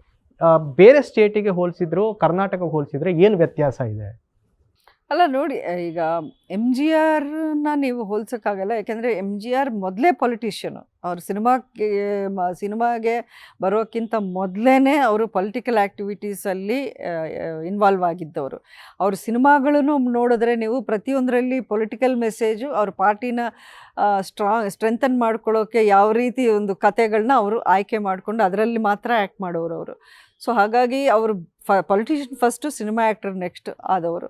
ಅಫ್ಕೋರ್ಸ್ NTR ಅವರೂ ಒಂದು ದಾಖಲೆಯ ಒಂದು ಇದರಲ್ಲಿ ತೆಲುಗು ದೇಶಂನ ಒಂದು 9 ಮಂತ್ಸಲ್ಲಿ ಪಾರ್ಟಿನ ಸ್ಟಾರ್ಟ್ ಮಾಡಿ ಸ್ವೀಪ್ ಮಾಡಿರೋವಂಥ ರೆಕಾರ್ಡ್ NTRದು. ಇಲ್ಲಿ ಈಗ ಬಂದಾಗ ನೀವು ಹೇಳ್ದಂಗೆ ಅಂಬರೀಷ್ ಅವ್ರನ್ನ ಎಲ್ಲರೂ CM ಆಗೋ ಒಂದು ಪೊಟೆನ್ಷಿಯಲ್ ಇರೋವಂಥ ಒಬ್ಬ ಪೊಲಿಟಿಷಿಯನ್ ಆಗಿ ಎಲ್ಲರೂ ನೋಡಿದ್ರು. ಬಟ್ ಅಂಬರೀಷ್ ಅವರು ಪಾಲಿಟಿಕ್ಸ್ನಲ್ಲಿ ಎಲ್ಲರನ್ನೂ ಜೊತೆಗೆ ಇದ್ದು ಎಲ್ಲರನ್ನೂ ಫ್ರೆಂಡ್ಸಾಗಿ ನೋಡೋರು. ಅವ್ರಿಗೆ ಯಾವತ್ತೂ ಒಂದು ಒಬ್ಬ CM ಆಗೋಕ್ಕೆ ನೀವು ಇನ್ನೂ ಒಂದು 10 ಹೆಜ್ಜೆ ಹಾಕಿ ತುಂಬಾ ಎಲ್ಲ ರೀತಿಯ ಬ್ಯಾಕ್ ಸ್ಟ್ಯಾಬಿಂಗ್ ಪಾಲಿಟಿಕ್ಸು ಮಾಡ್ಕೋಬೇಕು, ಸುಳ್ಳೂ ಹೇಳಬೇಕು, ಬೇರೆಯವ್ರನ್ನ ಪ್ಲೀಸ್ ಮಾಡಬೇಕು, ಬೇರೆಯವ್ರಲ್ಲಿ ಬಗ್ಗಬೇಕು, ನಮ್ಮ ಸ್ವಾಭಿಮಾನ ರೆಸ್ಪೆಕ್ಟ್ ಏನಿದೆ ಅದು ಬಿಟ್ಕೊಂಡು ರೆಡಿ ಇರಬೇಕು. ಇದೆಲ್ಲ ಮಾಡಿದರೆ ಅಂಬರೀಷ್ ಅವರು ಆರಾಮಾಗಿ 1 ಬಾರಿ ಅಲ್ಲ 2-3 ಬಾರಿ CM ಆಗ್ತಿದ್ರೇನೋ. ಬಟ್ ಅವರು ಅದನ್ನೆಲ್ಲ ಮಾಡೋಕ್ಕೆ ಇಷ್ಟಪಟ್ಟಿಲ್ಲ. ಸೊ ನಮ್ಮ ಪ್ರಯಾರಿಟಿ ಏನಿದೆ ಅದರ ಮೇಲೆ ನಾವು ಹೋಗೋವಂಥ ಒಂದು ದಾರಿ ಕ್ರಿಯೇಟ್ ಆಗುತ್ತೆ. ಆ ಸ್ಥಾನಮಾನವು ನಾವು ಯಾವ ರೀತಿ ಅದಕ್ಕೆ ನಡ್ಕೋತೀವಿ ಅನ್ನೋದ್ರ ಮೇಲೂ ಇರುತ್ತೆ ಒಂದೊಂದು ಸಲ. ಬಟ್ ಅಂಬರೀಷ್ ಅವರು ಕಾನ್ಸ್ಟಿಟ್ಯೂಷನಲಿ CM ಆಗದೆ ಇರ್ಬೋದು, but I think in Karnataka ಅದಕ್ಕಿಂತ ಅವ್ರಿಗೆ ಹೆಚ್ಚಿನ ಗೌರವನೇ ಸಿಕ್ಕಿದೆ. ಮೇಡಮ್, ಈಗ ತಮಿಳ್ನಾಡಿನಲ್ಲಿ ವಿಜಯ್ ಅವರು ರಾಜಕಾರಣ ಶುರು ಮಾಡಿದ್ದಾರೆ. ಈಗ ಆಂಧ್ರ ಪ್ರದೇಶದಲ್ಲಿ ಪವನ್ ಕಲ್ಯಾಣ್ ಅವ್ರ ಜನಸೇನಾ ಅದು ದೊಡ್ಡ ಮಟ್ಟದಲ್ಲಿ ಹೋರಾಟಗಳನ್ನು ಮಾಡ್ತಾ ಇದೆ. ಇವರಿಗೆಲ್ಲ ಸಕ್ಸಸ್ ರೇಟ್ ಏನು ಅಂತಂದರೆ, ಫಿಲಮ್ ಸ್ಟಾರ್ಸ್ಗಳಿಗೆ ರಾಜಕೀಯದಲ್ಲಿ ಏನು ಸಕ್ಸಸ್ ರೇಟ್ ಇರುತ್ತೆ? ನೀವು ಎಲ್ಲರನ್ನೂ ಒಂದೇ ಬುಟ್ಟಿಗೆ ಹಾಕಿ ಕಂಪೇರ್ ಮಾಡೋದು ಕಷ್ಟ ಆಗುತ್ತೆ. ಯಾಕಂದರೆ ಎಲ್ಲರದ್ದು ಅವ್ರದ್ದೇ ಆದ ಜರ್ನಿ ಇರುತ್ತೆ, ಅವ್ರದ್ದೇ ಆದ ತಿಳುವಳಿಕೆ ಇರುತ್ತೆ, ಪೊಲಿಟಿಕಲ್ ನಾಲೆಜ್ ಇರುತ್ತೆ, ಅಥವಾ ಜನಸೇವೆ ಮಾಡಬೇಕು ಅನ್ನೋವಂಥ ಉದ್ದೇಶದಲ್ಲಿ ಕೆಲವರು ಬರ್ತಾರೆ. ಅಧಿಕಾರ ಈಸಿಯಾಗಿ ಒಂದು ಪಾಪ್ಯುಲಾರಿಟಿ ಬೇಸ್ ಮಾಡಿ ನಾವು ಪಡಿಬೋದು ಅನ್ನೋಂಥ ಉದ್ದೇಶ ಇಟ್ಕೊಂಡು ಕೆಲವರು ಬರ್ತಾರೆ. ಸೊ ಎಲ್ಲರ ಒಂದು ಜರ್ನಿ ಬೇರೆ ಬೇರೆ ಇರೋದ್ರಿಂದ ನೀವು ಇನ್ನು ಕಂಪೇರೇ ಮಾಡೋದು ತುಂಬ ತುಂಬ ಕಷ್ಟ ಆಗುತ್ತೆ. ಮೇಡಮ್, ಗ್ಯಾರಂಟಿ ಯೋಜನೆಗಳು ಜನರಿಗೆ ಸಿಗ್ತಾ ಇಲ್ವಾ ನಿಮ್ಮ ಪ್ರಕಾರ? ಈಗ ಮಹಿಳೆಯರಿಗೆ ಗೃಹಜ್ಯೋತಿ ಅಂತ ಹೇಳುವಂಥ 2,000 ರೂಪಾಯಿ ಅದು ಉಪಯೋಗ ಆಗ್ತಾ ಇದೆಯಾ, ಉಪಯೋಗ ಆಗ್ತಾ ಇಲ್ವಾ ನಿಮ್ಮ ಪ್ರಕಾರ? ಒಬ್ಬರು ಮಹಿಳೆಯಾಗಿ ಏನು ಹೇಳ್ತೀರಿ? ಅದು ಉಪಯೋಗ ಆಗಿದ್ದು ಕಾಂಗ್ರೆಸ್ ಸರ್ಕಾರ ಎಲೆಕ್ಷನ್ ಗೆಲ್ಲೋಕ್ಕಾಯ್ತು. ಅದರ ಉಪಯೋಗ ಫಸ್ಟ್ ಬೆನಿಫಿಟ್ ಪಡೆದಿದ್ದೇ ಅವರು ಅದರಿಂದ, ಆ ಒಂದು ಫ್ರೀ ಬೀಸು ಆ ರೀತಿ ಅನೌನ್ಸ್ ಮಾಡಿದ್ರಿಂದ. ಎರಡನೇದಾಗಿ ಅದನ್ನು ಇಂಪ್ಲಿಮೆಂಟೇಷನ್ಗೆ ಬಂದರೆ 1 ತಿಂಗಳು ಬರುತ್ತೆ, 3 ತಿಂಗಳು ಬರ್ತಾ ಇಲ್ಲ ಅನ್ನೋಂಥ ಕಂಪ್ಲೇಂಟ್ಸ್ ಹಲವಾರು ಕಡೆಯಿಂದ ಇದೆ. ಆಮೇಲೆ ಅದನ್ನು ರಿಜಿಸ್ಟ್ರೇಷನ್ ಮಾಡ್ಕೊಳ್ಳೋಕೆ ಹೋದವ್ರಿಗೆ ಬೇಕಾದಷ್ಟು ಜನಕ್ಕೆ ಅದರಲ್ಲಿ ತುಂಬ ಗೊಂದಲ ಆಯಿತು. ನಮ್ಮ ಹೆಸರೇ ಇಲ್ಲ, ಅದು ರಿಜಿಸ್ಟ್ರ್ ತಗೊಳ್ತಾ ಇಲ್ಲ, ಸರ್ವರ್ ಡೌನ್ ಅಂತ ವಾಪಸ್ ಕಳಿಸ್ತಾ ಇದ್ದಾರೆ ಅನ್ನೋಂಥ ಸಾವಿರಾರು ಜನ ನಮ್ಗೆ ಹೇಳ್ತಾ ಇದ್ದಾರೆ ಅಲ್ಲಿ. ಇಷ್ಟೇ ಅಲ್ಲ, ಫಸ್ಟ್ ಆಫ್ ಆಲ್ ಈ ಫ್ರೀ ಬಿ ಕಲ್ಚರ್ ಅನ್ನೋದಿದೆಯಲ್ಲ, ಅದು ನಮ್ಗೆ ಎಷ್ಟು ನಷ್ಟ ಆಗುತ್ತೆ ಅನ್ನೋದನ್ನು ಜನ ಮುಂದಕ್ಕೆ ನೋಡ್ತಾರೆ. ಕಾಂಗ್ರೆಸ್ ಅವರು ಹೆಚ್ಚು ನಂಬಿರೋದೇ ಈ ಎಲೆಕ್ಷನ್ನಲ್ಲಿ ಮಹಿಳಾ ಮತದಾರರ ಮೇಲೆ.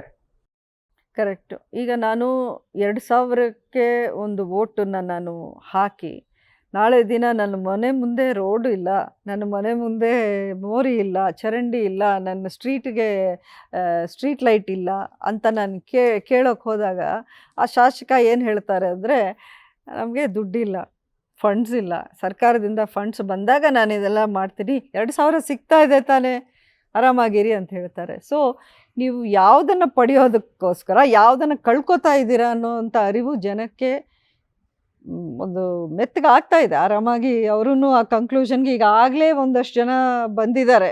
ಅವರು ಏನು ತಪ್ಪು ಮಾಡಿದ್ದೀವಿ ನಾವು ಈ ಸರ್ಕಾರಕ್ಕೆ ವೋಟ್ ಹಾಕಿ ಅನ್ನೋದನ್ನು ಈಗಾಗಲೇ ಅಷ್ಟೂ ಈ ಡಿಸ್ಕಷನ್ಸ್ ನಡೀತಾ ಇದೆ. ಇನ್ನು ಮುಂದಕ್ಕೆ ಇನ್ನೂ ಚೆನ್ನಾಗಿ ಗೊತ್ತಾಗ್ತಾ ಇದೆ. ಮೇಡಮ್, ಇತ್ತೀಚಿನ ಒಂದು ಪ್ರೆಸ್ ಮೀಟಲ್ಲಿ ಫಿಲಮ್ ಸ್ಟಾರ್ ಯಶ್ ಅವರು ಇನ್ನು ಮುಂದೆ ನಂದೇ ಕೆಲವು ಗುರಿಗಳಿದೆ, I am working for that ಅಂತ ಹೇಳುವಂಥದ್ದು ಸ್ವಲ್ಪ ದೊಡ್ಡ ಮಟ್ಟದಲ್ಲಿ ಚರ್ಚೆ ಆಗ್ತಾ ಇದೆ. ಸುಮಲತಾ ಅವರ ಬೆಂಬಲದಲ್ಲಿ ದರ್ಶನ್ ಅವರು ಮಾತ್ರ ಇದ್ದಾರೆ, ಯಶ್ ಅವರಿಲ್ಲ, ಈ ಥರದ್ದೊಂದು ಚರ್ಚೆ ಸೋಷಿಯಲ್ ಮೀಡಿಯಾದಲ್ಲಿ ನಡೀತಾನೆ ಇದೆ. ಇದು ತಮಗೆ ಆದರೆ ರಾಜಕಾರಣ ಮತ್ತು ನಿಮ್ಮ ಪರ್ಸ್ನಲ್ಲು ಏನು ನಿಮ್ಮ ಒಡನಾಟ ಇದೆ, ಈ ಸ್ಟೇಟ್ಮೆಂಟು ಭಾಳ ದೊಡ್ಡ ಮಟ್ಟಕ್ಕೆ ಚರ್ಚೆ ಆಗ್ತಾ ಇದೆ. ಏನಿದು ಆ್ಯಕ್ಚುಲಿ ಅಂತ ನೋಡಿ, ಅವರು ಸ್ಟೇಟ್ಮೆಂಟು ಏನೋ ವಾಲಂಟ್ರಿಯಾಗಿ ಮಾಡಿದ್ದಲ್ಲ.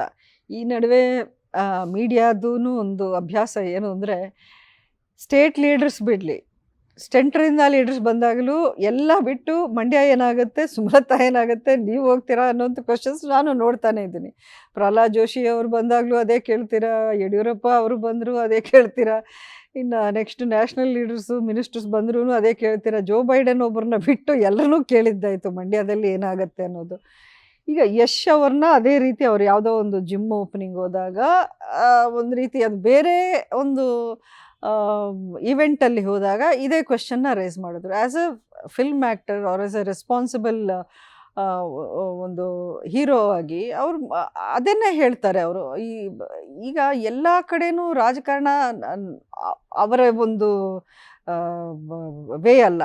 That is not his profession. He is an actor, mainly is a very successful actor.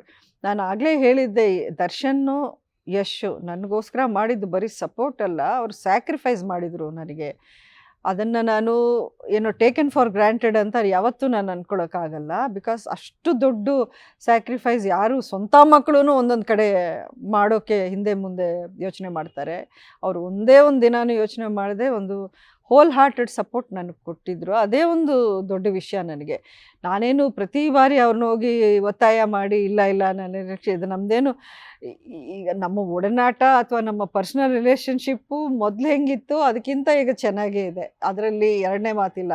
ನಾವು ಸಿಕ್ಕಿದಾಗೆಲ್ಲ ಪಾಲಿಟಿಕ್ಸ್ ಏನು ಮಾತಾಡಲ್ಲ. ನಮ್ದು ಆ ಥರ ಅಭ್ಯಾಸನೇ ಇಲ್ಲ. ನಾವು ಪ್ರಪಂಚದ ಎಲ್ಲ ವಿಷಯ ಮಾತಾಡ್ತೀವಿ, ಫಿಲ್ಮ್ಸ್ ಮಾತಾಡ್ತೀವಿ, ಬೇರೆ ಬೇರೆ ವಿಚಾರಗಳನ್ನು ಮಾತಾಡ್ತೀವಿ. ಹೋದ ಪ್ರತಿ ಸಲನೂ ನಾನು ಯಶ್ ನೀನು ನನ್ನ ಕ್ಯಾಂಪೇನಿಂಗ್ ಬರ್ತೀಯಾ ಅಂತ ಕೇಳೋಷ್ಟು ಇಡಿಯಟ್ ನಾನಲ್ಲ. ಸೊ ನಮ್ಮದೇ ಬೇರೆ ಈಕ್ವೇಷನ್ ಇದೆ. ಅದು ಪ್ರತಿಯೊಬ್ಬರಿಗೂ ಅರ್ಥ ಆಗಲ್ವೇನೋ ನಮ್ಮದು ಏನು ಈಕ್ವೇಷನ್ ಅನ್ನೋದನ್ನು. ನನಗೆ ಎನಿ ಒಂದು ಕಷ್ಟ ಬಂದರೆ ಅಥವಾ ಒಂದು ಸಮಸ್ಯೆ ಬಂದರೆ ನನ್ನ ಜೊತೆಯಲ್ಲಿ ಮೊದಲಿಂದಲೂ ಯಾರಿದ್ರೋ ಇವಾಗಲೂ ಅವರೇ ಇದ್ದಾರೆ. Darshan, Yash are very much part ನಮ್ಮ ಫ್ಯಾಮಿಲಿ. ಅವರು ಬೇರೆ ಅವರೇನಲ್ಲ. ಯಶ್ಗೆ ಇವಾಗ ಒಂದು ಹೊಸ ಸಿನಿಮಾ ಅವರು ಒಂದು ಲುಕ್ ಅಂತ ಮಾಡ್ತಾ ಇದ್ದಾರೆ. ಅವರನ್ನು ಸೀರಿಯಸ್ ಆಗಿ ತಗೊಂಡು ಮಾಡ್ತಾರೆ. ಅವ್ರಿಗಾದ ರೆಸ್ಪಾನ್ಸಿಬಿಲಿಟೀಸ್ ಅವ್ರಿಗಿದೆ. ಅದರ ಮಧ್ಯದಲ್ಲಿ ಎಲ್ಲ ಬಿಟ್ಟು ನೀವು ಕ್ಯಾಂಪೇನಿಂಗ್ಗೆ ಬರಬೇಕು ಅಂತ ಒತ್ತಾಯ ಖಂಡಿತ ನಾನು ಮಾಡಲ್ಲ. ಅವರ ಒಂದು ಸ್ಟ್ಯಾಂಡನ್ನು ನಾನು ಗೌರವಿಸ್ತೀನಿ. ಅದೇ ರೀತಿ ಮೊನ್ನೆ ದರ್ಶನ್ ಅವರಾಗೆ ವಾಲಂಟ್ರಿಯಾಗಿ ಹೇಳಿದ್ದಾರೆ, ಎಸ್ ನಮ್ಮ ಅಮ್ಮನ ಪರ ನಾನು ನಿಂತ್ಕೋತೀನಿ. That is Darshan. ಅವ್ರು ಯಾವುದೇ ಕಾರಣಕ್ಕೂ ನನ್ನ ಒಂದು ಆ ಒಂದು ಜಾಗದಲ್ಲಿ ನೋಡಬೇಕು ಅನ್ನೋ ಅಂಥ ಒಂದು ಆಸೆ ದರ್ಶನ್ದಿದೆ. ಈಸ್ ಲೈಕ್ ನನ್ನ ಮಗನ ಒಂದು ಸ್ಥಾನ ದರ್ಶನ್ದು ಅಂತ ದರ್ಶನ್ಗೂ ಚೆನ್ನಾಗಿ ಗೊತ್ತು.